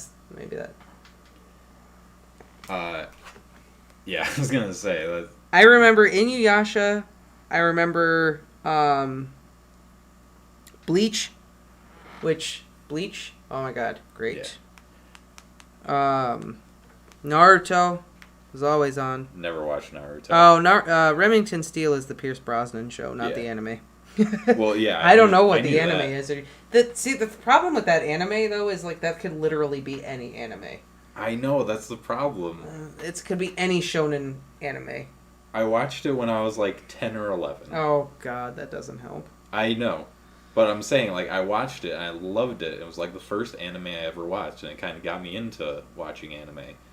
And you never watched Cowboy Bebop on Adult Swim? I did, but this was the first one I saw. Oh. So I didn't watch Cowboy Bebop until after. Such a good show. Got the whole season. But I've tried to look it up since because I was like, I wanted to watch it again, see if it held up. Yeah. Which maybe I shouldn't, because a lot of the stuff I do that with, it kind of ruins it for me. See, but every time I watch Nightmare on Elm Street, it doesn't get ruined for me. Still just as good as I remember it. Well, that's me with Jurassic Park. I also feel that way about Jurassic Park. I'm just saying Nightmare on Elm Street is very dated. It's very 1980s. So good. Yeah, well, yeah. I mean, it is. It's perfect season for it, too. Oh, you've never even watched them. Don't even. Oh, wow. Astro Boy. That's some classic anime, Ooh, Tom. That is That is like the birth of anime, Astro Boy. I was going to say. That's historical. I remember watching Speed Racer. Oh, Speed Racer. Yep, I watched that too. Speed Racer. Dragon Ball Z. Everyone's watched that. Toonami. Everyone has watched. Come home from school, throw on some Toonami till dinner. Because it was always Dragon Ball Z and Sailor Moon was always on. And then my first real hardcore foray into anime was when I started watching Bleach. And Bleach was like my launch into, holy shit, I really love anime. This is awesome. Like, to this day, Bleach is probably my favorite anime. Even with all the terrible filler and everything else, like, I love Bleach. I love Bleach. No one can say anything about Bleach. It's like saying something about Harry Potter. Don't. No. I remember... Stop it. I remember seeing an anime. It was on Fox Kids, Saturday morning cartoons. It was the worst anime show probably ever. It was about, like, it was this wrestler. I mean, there's some pretty bad ones out there. His, like, superpower special move thing was, like, he was super gassy. And he could, like, rocket himself with his farts. I should watch more of JoJo's Bizarre Adventure. I watched like almost the first season of JoJo's Bizarre Adventure and I really liked it because it was just fucking ridiculous. I think Fuzz said that's really good. I think he's watched it. Yeah, I should keep going because I didn't get very far, but I really love the art and how flamboyant and ridiculous it is, and I should watch more of it. G-Force, the cartoon. That sounds familiar. What was it about? Cowboy Bebop, Bleach, Ghost in the Shell is really, really good. Ghost in the Shell is really good. Akira is a fucking great movie. Mm. Have you seen Akira? Yeah. I love that. I still think... So good. I loved Final Fantasy Advent Children. Oh my god. Was so good.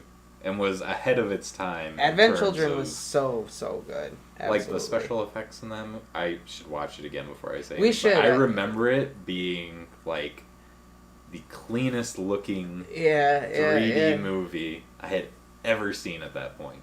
It was so good. Says Bleach, me too. Love Bleach. Ichigo Kurosaki. I should finish that. We were on You like should- season 3. We or only 4. we only got through like season 3, and it's you've never even met Ulquiorra or Grimjow or Zaya Leporo.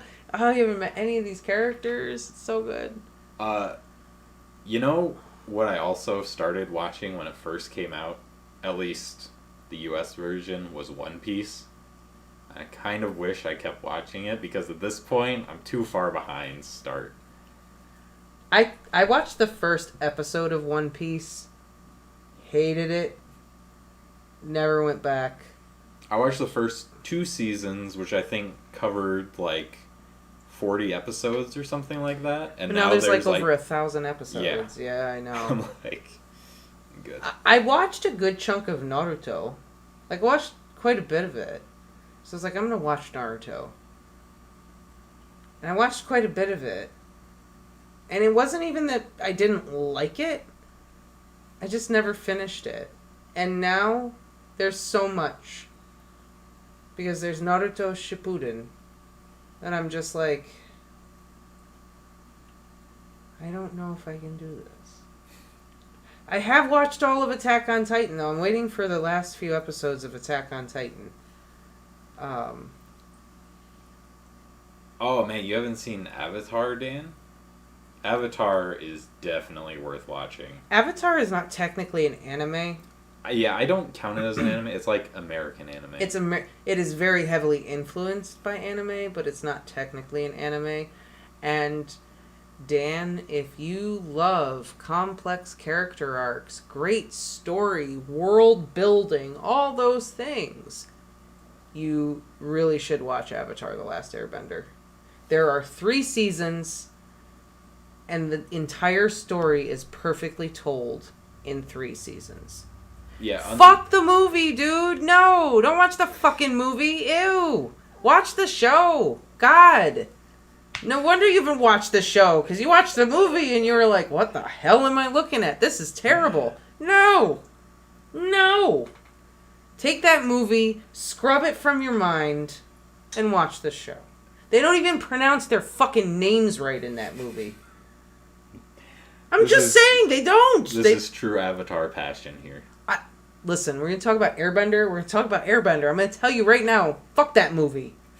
That is not real.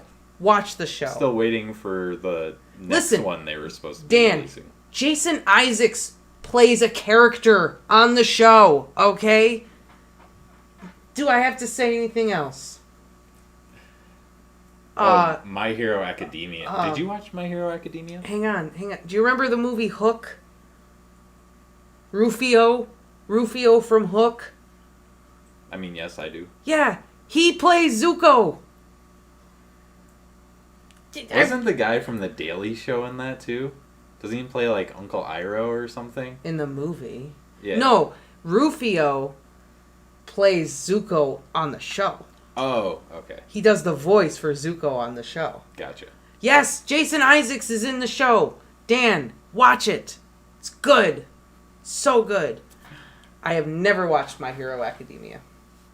Oh, okay. Not because I didn't want to, but I've just never watched it. I know. Like, it's very popular. I was gonna say My Hero Academia is like probably the most popular anime. Well, save for Attack on Titan. Yeah.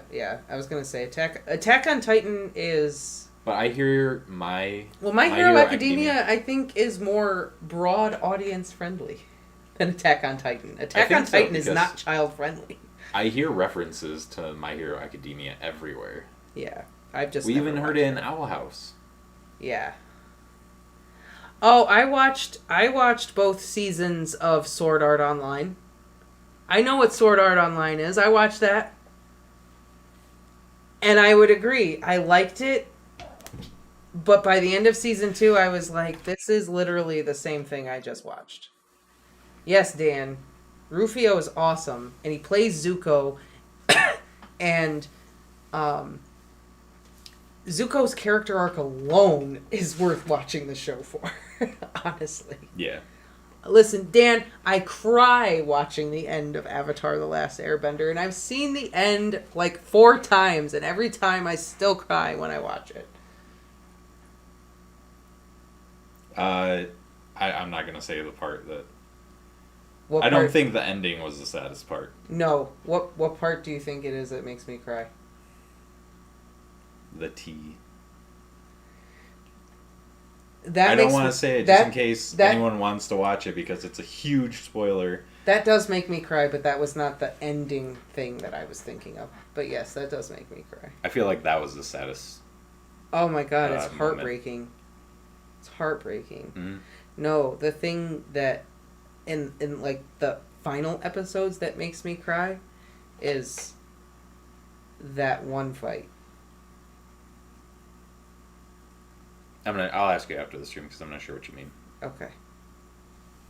Yeah, Dan, start watching Avatar. It's so good. Yeah, and I will not steer you wrong ever about Avatar. I'm telling you, it is single-handedly one of the best animated shows ever made. Hands down. Arguably one of the best TV shows ever made. It's just so well done. Everything about it is just so good. It's a shame that there aren't 1,000 episodes of that. I know, there's only like 60 episodes or something. See, I didn't really watch Avatar as it came out. Is it my epilepsy? sister? I don't know. My sister actually did, and my grandmother used to watch it with her, and my grandma loves Avatar. I have a coworker. Well, I did have a coworker when I was working at the bank. She watched it with her kids when they were kids. Mm. She's in her late 40s now. Mm. She loves Avatar. Yeah. Like, she got excited to watch the episodes with them. I'm gonna look and see if it's epilepsy friendly. It was the first Teenage Mutant Ninja Turtles was great, and then it just kind of really went downhill, and they haven't been able to pull it back. Like the movies, oh god.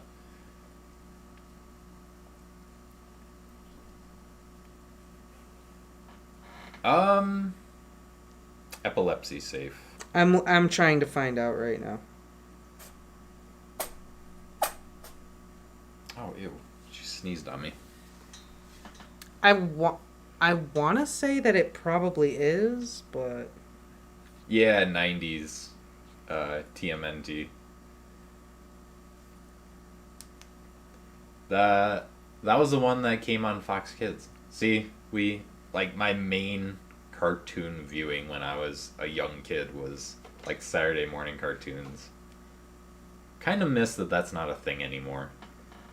Wait all week, get done with school, Saturday morning, wake up, bowl of cereal, maybe pancakes, sit down, watch cartoons. I can't find if Avatar is epilepsy friendly, but it's not.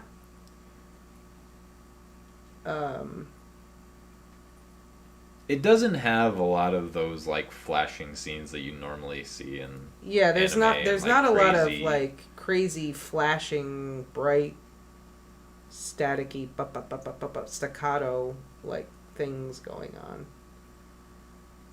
So I want to say it's probably fine.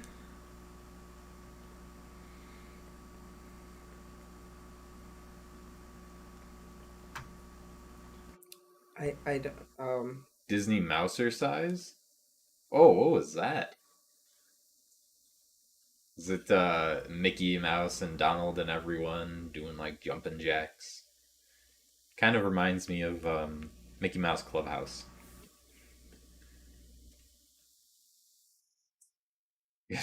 Well, good luck, Dan. Be safe, please. But it should be okay. I'll be honest, I don't really know enough about I feel like the only epilepsy to say whether things in that will trigger it. The only things I can say is maybe the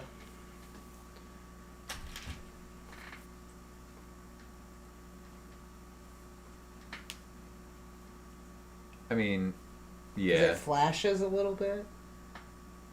I feel there's other triggers too, but yeah, I don't know.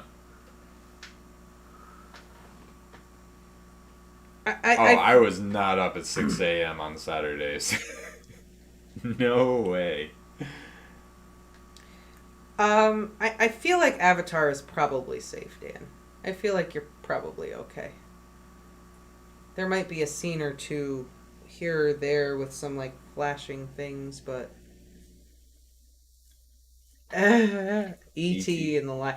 Listen, Lion King was the first movie I ever saw in the movie theater. The experience changed my life. I literally stood in the movie theater watching The Lion King the whole time, just like.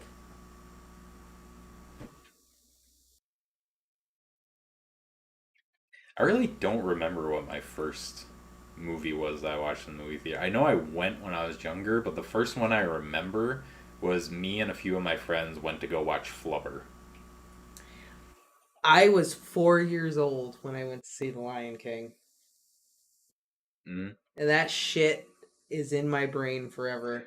There's a reason why that is my all-time favorite Disney movie to this day, okay? Including Tangled and Turning Red and Encanto and Sleeping Beauty. All these Disney movies. No, Lion King. Hands down. Nothing will ever be the Lion King. Furry ever. Hamlet. Yes, Lion Hamlet. Nothing will ever be better than Lion Hamlet. No. It just was so formative for me. Like, Lion King, just... No one... You can fight me on this. Lion King is the best Disney movie of all time. Fight me. I mean, it's Hamlet. Scar. It's pretty good. Best Disney villain ever. Ever. I'd have to think about it. I mean, my Disney movie was Aladdin that I watched over and over. But... That's true. E.T. taught me the power of movies for other people. That's true.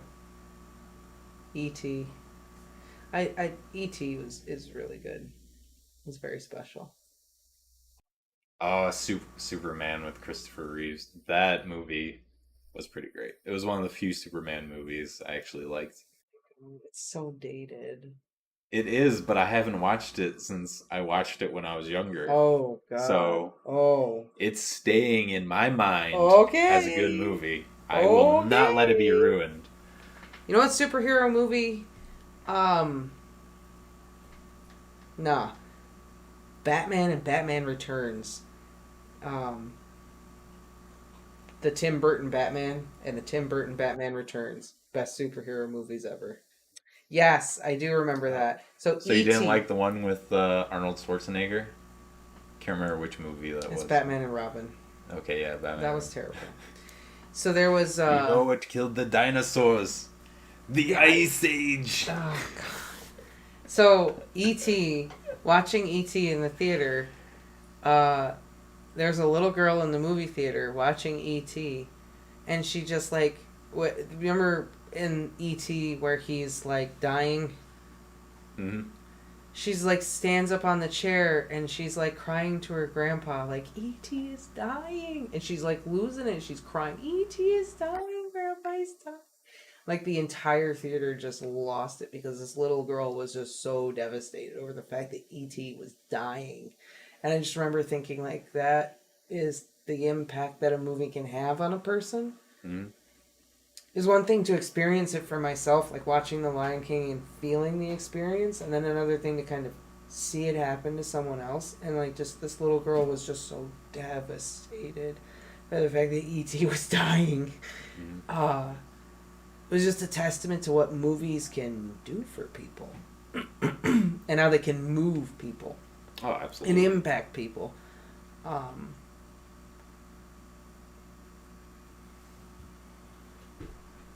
Gremlins 10 times a day. Wow. I've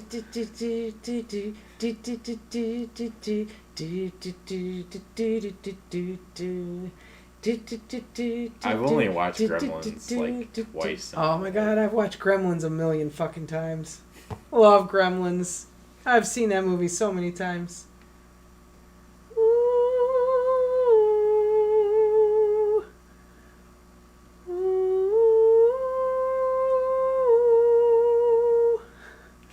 the little Mogwai song that he sings. Oh, but what was it? Someone said it. We got. Oh yeah, Dan. TMNT in the theater. Are you talking about like the '90s with the live costumes? Yeah, he's talking about the OG Turtles. That was so bad. It was good. I'm giving Tom like flashbacks singing the Mogwai song. Oh, the old like the cartoon Narnia, like the one from the '70s. Was it Rankin and Bass did that? The Narnia cartoon. Yeah, the real Teenage Mutant. Yeah, I've never watched a Narnia movie. I watched the cartoon a number of times when I was a kid. I've never watched a cartoon either. I think it was Rankin and Bass or something. It was a cartoon, and then I watched the live action one, and I wasn't into it. But I really liked the book. I liked the book. I liked the cartoon. Never watch anything. I liked the cartoon, but I liked the book a lot. I read the entire Chronicles of Narnia when I was a kid, but I'd like to go back and reread the Chronicles of Narnia as an adult to see all the spirituality that's riddled through Narnia. I mean, Aslan as Jesus is pretty obvious. Like, that's right there. But I feel like there's a lot of other symbolism in there that I didn't pick up on when I was younger when I read them. If I went back and reread Narnia, it'd probably be right in my face. And I'd like to reread them from that perspective. Ooh, the new Narnia movies are a lot like Rings of Power. And then they're probably terrible. I was gonna say, well, I know they did Prince... Wasn't McAvoy in that, too? Yeah, he played Mr. Tumnus. Oh, yeah. The goat. He's not a goat. He's part goat. He's part goat. He's not What are they called? Satyr. Satyr. He's a satyr. Yeah. Alfred Hitchcock, Rebecca. Yes. That's a good one. Love that movie. That's a solid classic. Short Circuit. Oh, I remember seeing like trailers for that. Wasn't Ali Sheedy in Short Circuit? I never watched the movie. I feel like Ali Sheedy is in that. I saw trailers for it. I've never. It was like on TV. I've never watched it, but I feel like Ali Sheedy is in it. Fawn, or he's a fawn. My bad. He's a fawn. He does call himself a fawn. He can call himself whatever he wants. He's a part goat man. He's a goat man. Mr. Tumnus. I don't know. Rebecca, though, Rebecca's good. I recommend anyone watch Rebecca. You think you know what it is, then you watch it and you realize you didn't have any idea what that movie is. Everybody thinks it's like a romance or a love story, and they're like, no, nah. It's a whole lot more than that. Ooh, that shit's crazy. You know Rebecca's what other crazy. show? Darkwing Duck. No. I watched the crap out of some Darkwing Duck. I watched Darkwing Duck like 2 years ago, like a couple of episodes of Darkwing Duck. That's the problem. It was bad. I know it will be. That's why I don't watch it. It's been ruined. It's been ruined for me. I learned my lesson. It's been ruined. Darkwing Duck. I don't revisit those childhood memories anymore because of that. DuckTales still holds water, though. That's true. DuckTales holds up. And Tailspin. Yeah, I don't know about that. I haven't watched it recently, but I used to love that when I was a kid. I don't know if Darkwing Duck or if Tailspin holds up. I watched a couple of episodes. Dangerous. Darkwing Duck was awesome. It was good, but it doesn't hold up. It's fine. It doesn't have to. Keep it in your memory. Exactly. What about Inspector Gadget? You ever watch Inspector Gadget? The movie no, or the show? The show. The show, yeah. Do. Inspector Gadget. Do. Go, Gadget, go. Go, Gadget, go. The DuckTales movie was another movie I had on repeat all the time. Oh my god, my mom is just telling everyone all the things. The Ten Commandments. Okay, anyone ever seen the Ten Commandments with Charlton Heston and Ann Baxter and oh my god, Yul Brynner? I have, because we had to watch it one time. I know, I made you watch it. The Ten Commandments, y'all. Watch that shit. It's so good. 1956 in Technicolor. Oh, it's so good. It's so dramatic. It's so good. It really was. Moses. Oh, it's so good. Yeah, it's good, right, Tom? That shit. It's on every Easter, or It's on every year on AMC and ABC. 10 Commandments. It's so it shall be written, so it shall be done. It's so good. The costumes, the drama, the music. It's just it's over the top and it's great. Yeah, Vincent Price is in it. Who plays Joshua? That guy, I can't think of his name. Derek. Something Derek. Can't remember his first name. He plays Joshua. And then, what's her face? Plays, she played Lily Munster on The Munsters. She plays Moses' wife in the movie. I can't think of what her name is. Well, that was another show, Addams Family. Oh, see, I watched the shit out of The Munsters. Oh, okay. Love The Munsters. Didn't really watch The Munsters. Oh my god, watched it religiously. Speaking of holiday movies, too, A Christmas Story. Oh, yeah. I had a VHS. One of my favorite parts about, as soon as it was a week before Christmas, started watching that. And then just watch it all day on Christmas on TBS. I had a VHS tape where we taped A Christmas Story and Babe. Babe was a great one. And I'd watch them. And just watch them. John Derek and Yvonne DiCarlo. I knew my mother would know. I'm like, I can't think of this dude's first name. All I could think of is Bo Derek, and I'm like, no, she married him. What's his name? I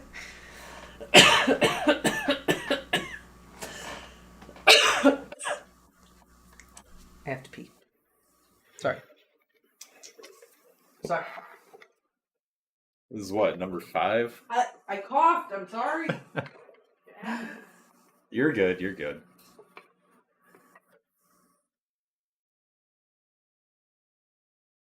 America's Funniest Home Videos. Oh my god, I used to watch that all the time. Yes. Before YouTube, you had to wait a week before you got to watch funny videos. Twilight Zone was great. Oh my god, the Twilight Zone? Yeah. So good. That was I remember this episode. What was that Netflix show? I remember this episode of The Twilight Zone where this dude bet that he could go a whole year without speaking. And he'd win $1 million or something, and all his friends bet, no, you can't go a whole year without talking. And he lives in this glass house, and they observe him, and he spends the whole year not talking. And then they finally get together to settle the bet. And they're like, dude, how'd you do it? You didn't talk all year. He cut his tongue out. That's the twist. He cut out his tongue. That episode, I remember that episode very clearly. That's right. The money will speak for him. I remember that shit very clearly. That was a good one. I gotta do this real quick. I'm sorry. I gotta put myself in the dryer. Are You Afraid of the Dark was great. Goosebumps. Yeah. And so was Goosebumps. What? My mother will know this. There's an episode of Are You Afraid of the Dark that scared the shit out of me. Oh, now you gotta come tell us. Alright, well, hang on. Scariest episode of Are You Afraid in the Dark? What could it be? Take a wild guess. I don't know. I don't really remember that. I was more of a Goosebumps kid. Watched the crap out of Goosebumps. We used to put that on in school during our nap time. Looking back, that was kind of mean.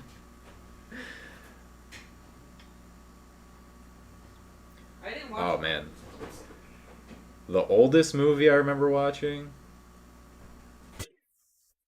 I mean, that's kind of tricky because I think the oldest movie I watched was probably some Charlie Chaplin movies or maybe Casablanca. But I don't those were know. like when I was older because I took a film class.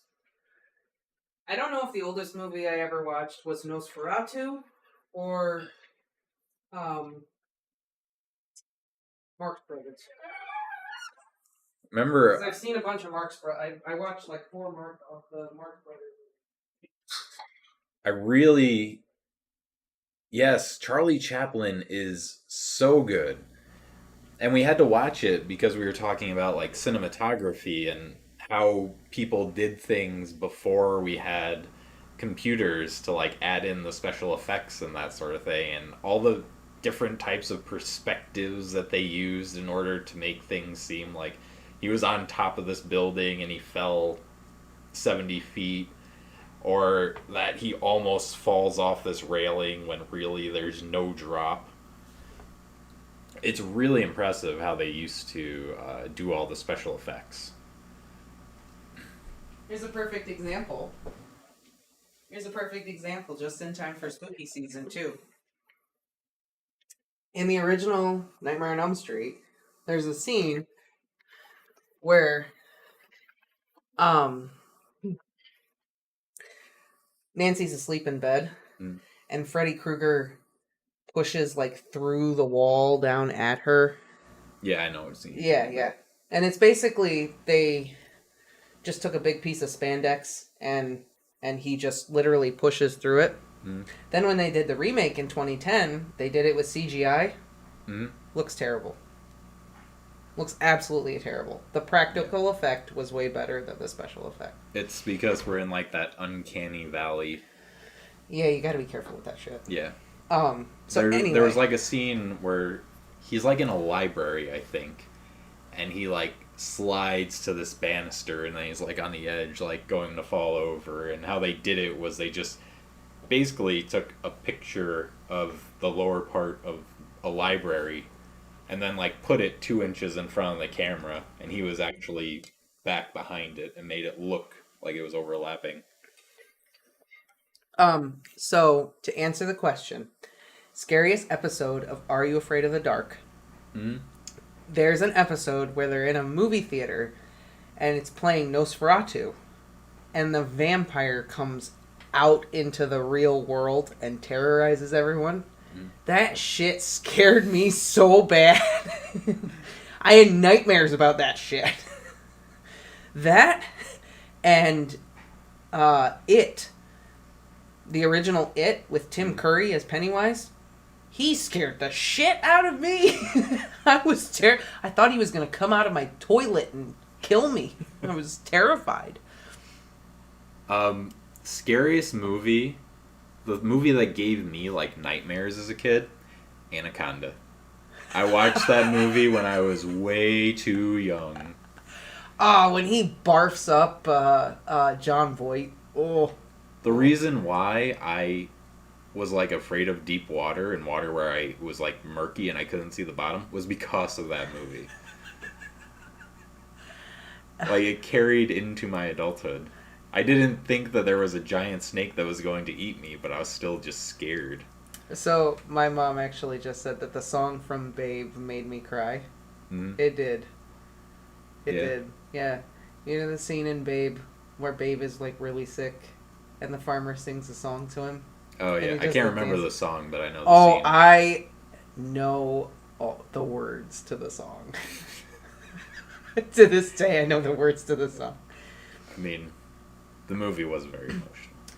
If I had words to make a day for you, I'd sing you a morning golden and new. I would have this day last for all time. Give you a night deep in moonshine. I feel like you sang it much better than the farmer, though. It's a baby. Oh my god, my mom. Willard. So my mom My mom's scariest movie of all time is Willard. I don't know if you guys know what Willard is. There's 2 versions of it. There's a version from like the 70s. And then they did a remake with Crispin Glover, which I really like. So there's a movie in the 70s. It's called Willard. Michael Jackson actually does like the song for the movie. It's called Ben. Ben, the 2 of us need look no more. We both found what we've been looking for. Oh, I've heard that song, yeah. Willard is about this dude who can talk to rats and command rats. Mm-hmm. And he, like, sicks these rats on people and, like, kills people with this, like, legion of rats. Traumatized my mother. Like, traumatized her. She hates rodents. She can't, like, just traumatized her. Like, you can't even talk about rodents when she gets, like, all... because of Willard. I don't remember who was in the like the original movie. I just know that Crispin Glover is in the remake, and I have the remake, and I was into it. But maybe it's because I'm into Crispin Glover, not necessarily that the movie was good. Maybe. Plus, the big rat Ben was really cute. He's a big Gambian pouched rat. I don't know if you know what Gambian pouched rats are. They're just big chunky babies. They're just big chunks. They're cute. I mean, for me, a rat is a rat is a rat. They're like this big. And I know in Africa they use them to sniff out mines. Oh, okay. Yeah. So I've kind of seen them. Oh, that looks like spam. Oh, that is spam. Let's get them out of here. Let us block them and get them away. Secret of Nim. I haven't watched Secret of Nim in a long time. Ernest Borgnine. Yeah, my mom knows. She's like, Ernest Borgnine. She knows Willard. I wanted to say Arlie Ermy, but that was not right, and I knew it wasn't right. And I'm like, there's somebody in that movie. And Ernest Borgnine, who I was in love with in the Poseidon Adventure. You ever see the Poseidon Adventure? I don't think so. Oh my god. Poseidon Adventure is about this cruise ship gets in a there's a storm and the ship turns upside down. Yeah. And it's all about this group of people who try to find their way out of the ship before it sinks. Yeah. And Ernest Borgnine's in it. Gene Hackman is in it. Shelley Winters is in it. I watched that movie so many times. So many times. Going back, I saw that Dan made a comment. Pushing through the spandex reminded him of Ace Ventura and the Rhino. Which is great, because Ace Ventura When Nature Calls is one of my favorite movies of all time. Ace Ventura When Nature Calls is so funny. So funny. And it makes me sad that a lot of young people, like really young people, are like, who is Ace Ventura? And I'm just like... Like, the first Ace Ventura was good, but it was the only time I've seen the sequel that be better. So much better. Oh my god. I wanted to name our rhino Ace. I know you did. I did. I wanted to name our rhino Ace, and that is not his name. It's a failure on the park's part. Well, we let the people decide. That's your problem. Yes, when he does the chitty chitty bang bang. Yeah, Mom. Poseidon Adventure. We rented that so many times out of Video King. I remember being a kid and we rented it over and over and over. Watched it so many times. I love that movie. Oh, man. Roddy McDowell is in it, too. The rental stores. I can still smell the video rental places. Oh my god, the video rental place. They just had this, like, I don't know. The movie that freaked me out the most because it was based on a true story was called Alive. I've never watched Alive. My mom has watched Alive. I've never watched Alive. Is that that's the story about the people that get, like, snowbound and they eat each other, right? That's based on a true story? Am I right? That's the movie about the people that get, like, they're like these adventurers or going out up into the mountains or something, and they get, like, snowed in, or no, it's a plane crash. A plane crashes in the middle of, like, the fucking Rockies in wintertime or something, and they're stuck in the middle of winter, and they, like, end up eating each other to survive before they get rescued. It's based on a true story. I thought you were going to talk about the I can't remember the name. It starts with a D. It's like a Russian word. Domeskiv Pass or something.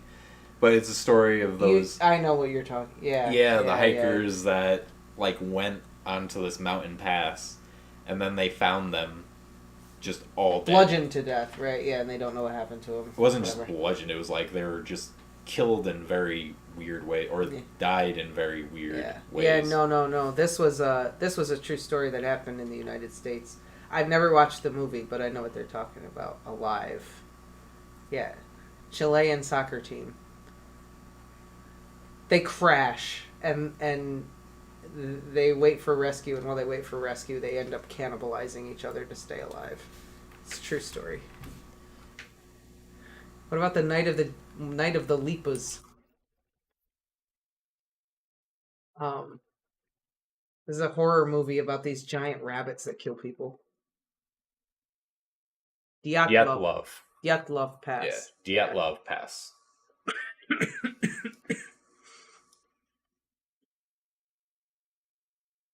Alive. I've never watched it. There aren't a lot of movies though that have, like, genuinely freaked me out. It freaked me out. Actually, that episode of Are You Afraid of the Dark freaked me out. I'm trying to think if there are any other movies that, like, genuinely scared the shit out of me.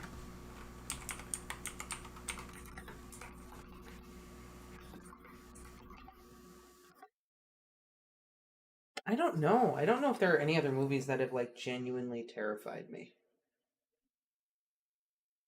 Okay, so there is a movie. Devil's Pass is about the Dyatlov Pass incident. Rennie Harlin directed it. Is that what that says? Rennie Harlin directed the movie? Where are you looking? I don't... Wikipedia. Yeah, Rennie Harlin. He directed a Nightmare on Elm Street movie. Oh. Can't remember which one, but he did one of them.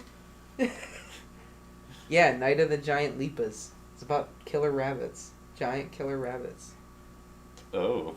Bambi made me... Yeah, Bambi totally made me cry. Bambi made everyone cry. I still cry watching Bambi. Bambi traumatized people almost as much as The Lion King did. I feel like Bambi should traumatize people, though, in the sense that it should traumatize you to not destroy the environment and the animals, and to give you understanding about animals and how it all works. I'm just saying.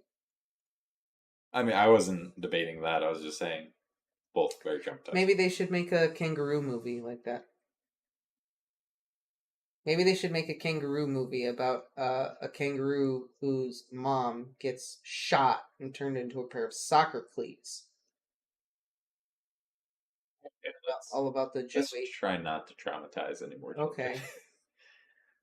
Fern Gully. Love Fern Gully. Yep, my parents always said that too. It's okay. It's not real.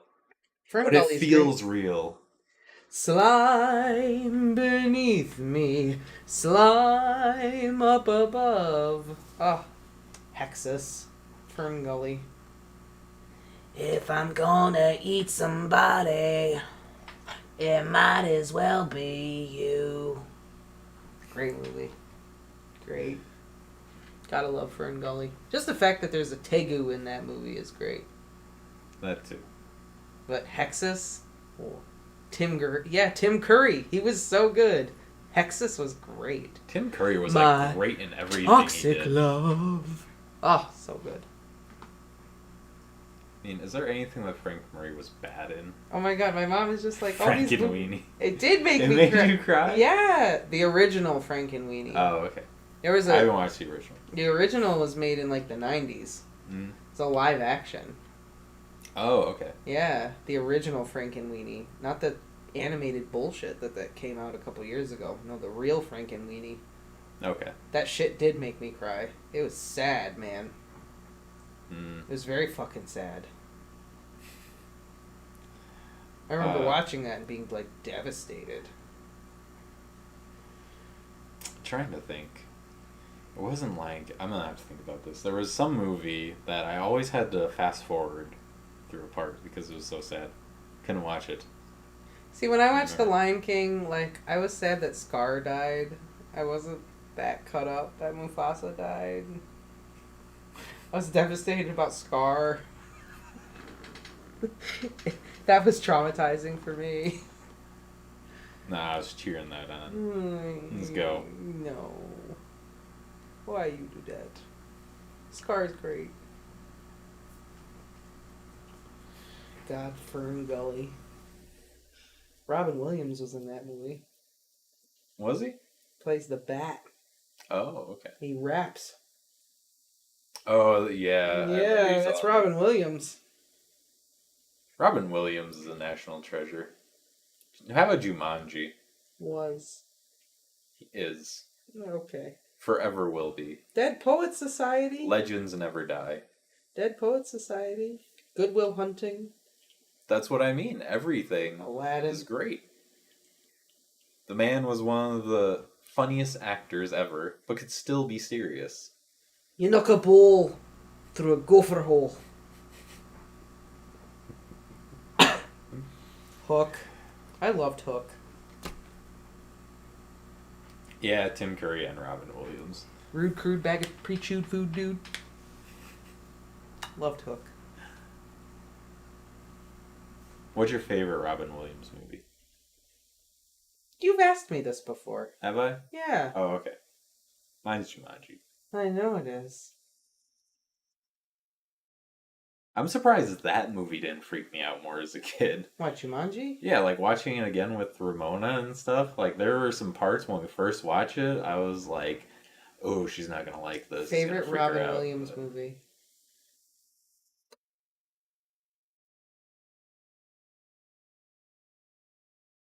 I asked you before. It should be easy. Probably the Dead Poets Society. I knew it. I really love Mrs. Doubtfire. Yes. I really love the Not Dead my Poets favorite Society. Robin Williams movie by far, but great movie. So when I was little, I had the Little Tykes car. Mm-hmm. I used to tell my mom that I was getting in the Little Tykes car and I was going to Hollywood to meet Robin Williams.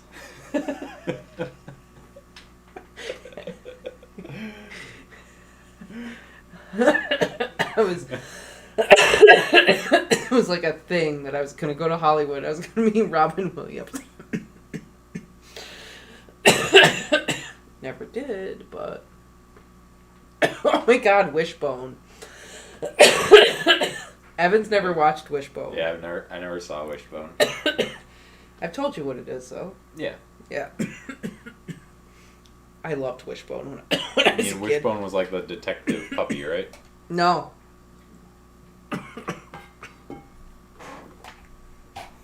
Wishbone is this dog. And his owner's name was Joe. And, like, he was a kid. And every episode, Joe would, like, have a problem that would need to be solved. And Wishbone would relate the problem to some famous classic novel. Mm-hmm. And then he would tell the story of the classic novel and through the telling of the story of the classic novel would help somehow correlate to Joe solving his problem, but Wishbone played the main character. So it was always the classic novel and then Wishbone in like the outfit playing the part. So they did like the Three Musketeers episode and Wishbone was D'Artagnan. Oh, okay. Yeah. And he was a little Jack Russell. Yeah, I remember what he looked like. And I love because he looked like a very small Bailey. Yeah. And I watched the shit out of that. It was on PBS, I think. Oh my god, I watched it so much. Loved Wishbone. My PBS show was Zaboomafoo. Because that was on... I would watch that for I've the that. 15 minutes I've watched after I Zaboomafoo. got ready in the morning before the bus showed up. It was always on. I watched Zoom. I watched Wishbone. Pappy's Playhouse was what I watched in the morning. Pappy's Playhouse? Something like that. And it was about this guy who went to this little world and did stuff. Yeah, I watched it. And he taught you how to draw stuff. Mm-hmm. I did every morning. I sat and watched it and drew the thing with him. Oh, every makes morning. Sense. Yeah, it does. Was that your inspiration? What got you into art? No, I was into it prior to that show. That show just correlated with it. Ah, I gotcha. Yep, and Arthur. Oh, Arthur was great. I watched that all the time, too. DW was an asshole, though. She was. She was an asshole. DW sucked. She was spoiled rotten. Oh, she was terrible. I know. Muffy and Francine and the Brain and Buster. I watched Arthur all the time. DW was an asshole, though. I think it was like last year Arthur came to an end. Really? Yeah, it's been going on this long. They had all kinds of guest stars on Arthur, too.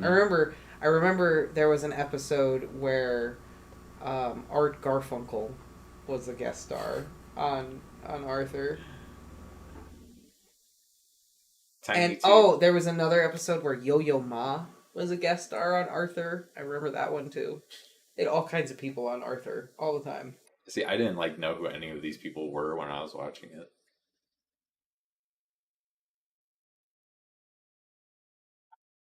I did. I was not a normal child though. I was like five. Well, I was like 5 or 6. Or I my didn't mom. know. If I didn't know, then my mom would tell me. Gotcha. Like, oh, this is who this is, and then she'd show me who it is, and I'd learn about them and whatever.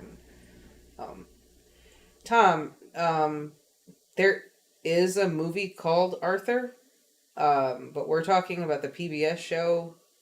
Arthur is an animated show based on a series of books about an aardvark. Mm-hmm. Was that what he was? He's an aardvark? He's an aardvark. Yeah, I could never tell what he was. Well, he looked like a bear, but not quite. If you look at the original books, in the first couple of books, he's got like the big like aardvark face, and then as the books evolved, gets shorter. Yeah. Okay. Yeah. I remember being kind of in love with Mr. Ratburn. It's a little weird. I'm being honest. Fair enough. Out there. I don't remember a lot of the in my child brain, Mr. Ratburn was like role model for what I remember just being like, yes, I like this. Mr. Ratburn. That's ideal right there. I was 7. Leave me alone. I know. Yep, Odd Real Monsters. I watched the shit out of Odd Real Monsters. Loved that show. Rocky and Bullwinkle. I forgot about them. Moose and Squirrel. That was great. Except it was on later at night. So I had to convince my mom to let me stay up. Yeah, it was more like Nick at Night kind of stuff. It was one of the first things. So it came on at 9 p.m. So I sometimes got to like stay up to watch that. I also just realized it's almost 9:30 and I haven't eaten dinner yet. And I have to get up at 5 in the morning tomorrow. Okay, well maybe it's time to call it. Danger Mouse. Either Lord of the Ring. Oh, like Lord of the Rings, the cartoon. The cartoon Hobbit. I remember the cartoon Hobbit very well. Oh my god, Backdraft. Okay, yeah, when I was a kid, I watched Backdraft so many fucking times. Never even heard of that. Obsessed with that movie. Obsessed with it. Kurt Russell, Scott Glenn, and one of the Baldwin brothers. I don't remember Ricky which one. Tikki Tavi, that's you. Ricky Tikki Tavi! Oh my god, yes! Oh my god. Love Ricky Tikki Tavi. So good. Maybe we'll read that story on the channel. Oh, The Jungle Book was another movie I watched all the time. Nagina. Oh my god, Ricky Tikki Tavi. That story is in there. Right in there. Along with some poems and some Dead Poets Society and Babe and all that stuff. This is Ricky Tikki Tavi right in there. Oh, another movie that I wore out the tape was The Rescuers Down Under. Oh, The Rescuers Down Under. Oh. So good. Watched The Rescuers Down Under so many times. And not for the kangaroo. Contrary to what you might think. Not about the kangaroo. Not at all. Now, maybe. The kangaroo's in that movie for 5 minutes. No, not about the kangaroo. It is all about Percival McLeach. I had... And Joanna. Come on. Oh, yeah, Joanna was great. But, I didn't make it all the way through 3rd grade for nothing. Percival. The first time my grandmother made me pea soup was because I wanted it. Because I watched that movie. Pea soup. Yeah. Pea soup. I watched that movie so many times. I love that movie. To this day, I love that movie. Yeah, it's great. You get a line, I get a pole, matey. You get a line, I get a pole, friend. You get a line, I get a pole. We go fishing in a crocodile hole. Movie's so good. Top 10 favorite Disney movies, right there. Right up there with The Lion King. Rescuers Down Under, hands down. Totally underrated. Yeah, wrong type of pea soup. Rescuers Down Under, Lion King. But yeah, that's exactly why I tried pea soup for the first time. And I loved it. But on that note, I'll tell you right now, Little Mermaid is definitely not in my top 10. Nope. Yeah, I mean, I used to watch it, but it wasn't like, yeah. I mean, I watched the shit out of it when I was little, but now as an adult, I'm like, yeah, no, not The Little Mermaid. I haven't watched it as an adult, so. Best part of The Little Mermaid is Ursula. I really don't remember too much about the movie. So. Yeah. Boo to not liking The Little Mermaid. What, Dan? What, you love The Little Mermaid or something? F The Little Mermaid. Basil and Ratigan. Great Mouse Detective. That's a good one. That's top 10. Yeah, that's top 10. Hell yeah. You like that one too. Oh yeah. Return to Witch Mountain. Great Mouse Detective. Great Mouse Detective, Lion King, Rescuers Down Under. Doesn't get any better than that. That's top tier. Actually, The Great Mouse Detective, the scene where they're in the toy shop and the little bats in the Fidget. little stroller. Fidget, right? Yeah. Yeah. I used to have to fast forward through that part. Does this freak you out? Yeah. Oh my god, love Ratigan. Ratigan's Vincent Price voices Ratigan. There you go. Oh yeah, he does. The Little Mermaid is not that good, man.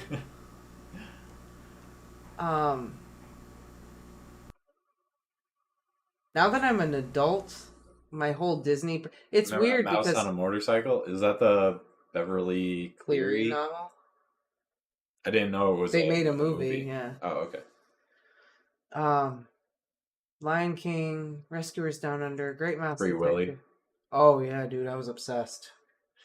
I wanted to be a marine biologist and work with orcas. Like, I was obsessed with that movie. Yeah. Oh yeah. I mean, I watched it a lot. I didn't watch it like that. Oh, I watched it every day, like multiple times a day. I was okay. obsessed. Oh yeah. It was pretty good. Hold me like the River Jordan. Michael Jackson.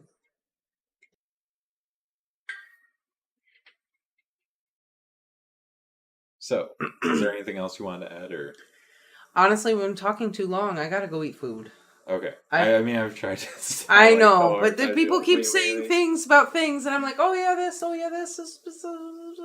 talking about all this stuff, and I'm getting distracted. Now I'm trying to decide what my top 10 favorite Disney animated movies are, and I've only got 3.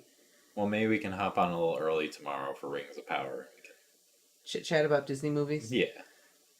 Part of me wants to say Tangled, but I don't know if it's my favorite. But just because of other reasons, I might say Tangled. Yeah, I was going to say, that definitely wasn't mine, but it's up there.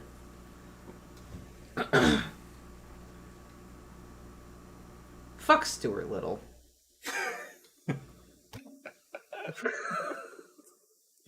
I saw a great meme about that where the parents walk into the orphanage and they see all these little kids and everything, and they're like, well, take the fucking rat. Oh yeah, Roald Dahl movies. Oh my god, Roald Dahl movies. Oh, Mom says she could give the list. Oh, there you go. All right, do it up. Do it up. The old school witches with Angelica Houston as the Grand High Witch. Dear Jesus, that shit is unhinged and it's so good. The Witches is so good. The BFG is my favorite Roald Dahl novel. Hands down. Favorite book. Favorite Roald Dahl book. Yeah. The BFG. Nothing compares to the BFG in my book. Just all the other novels, they're good. Nothing touches the BFG. That's the best. Matilda. Never liked Matilda. I know you do. I never liked it. I identified with Matilda. I think that's why I liked Matilda so much. I identified a lot with her. Not the bad home life part. No. But some of the other things.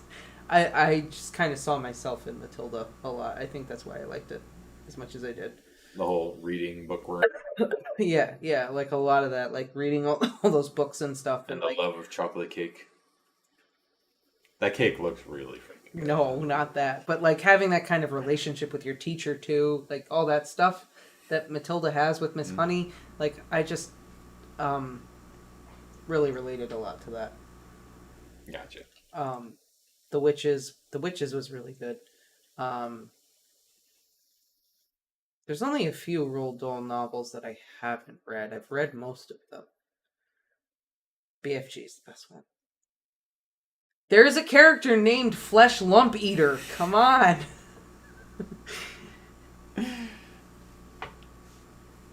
I'm not saying that it's bad. It's great. It's great. Just BFG is the best.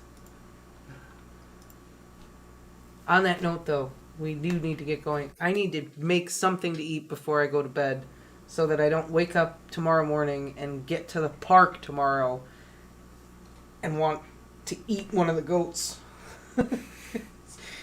Okay, Thor.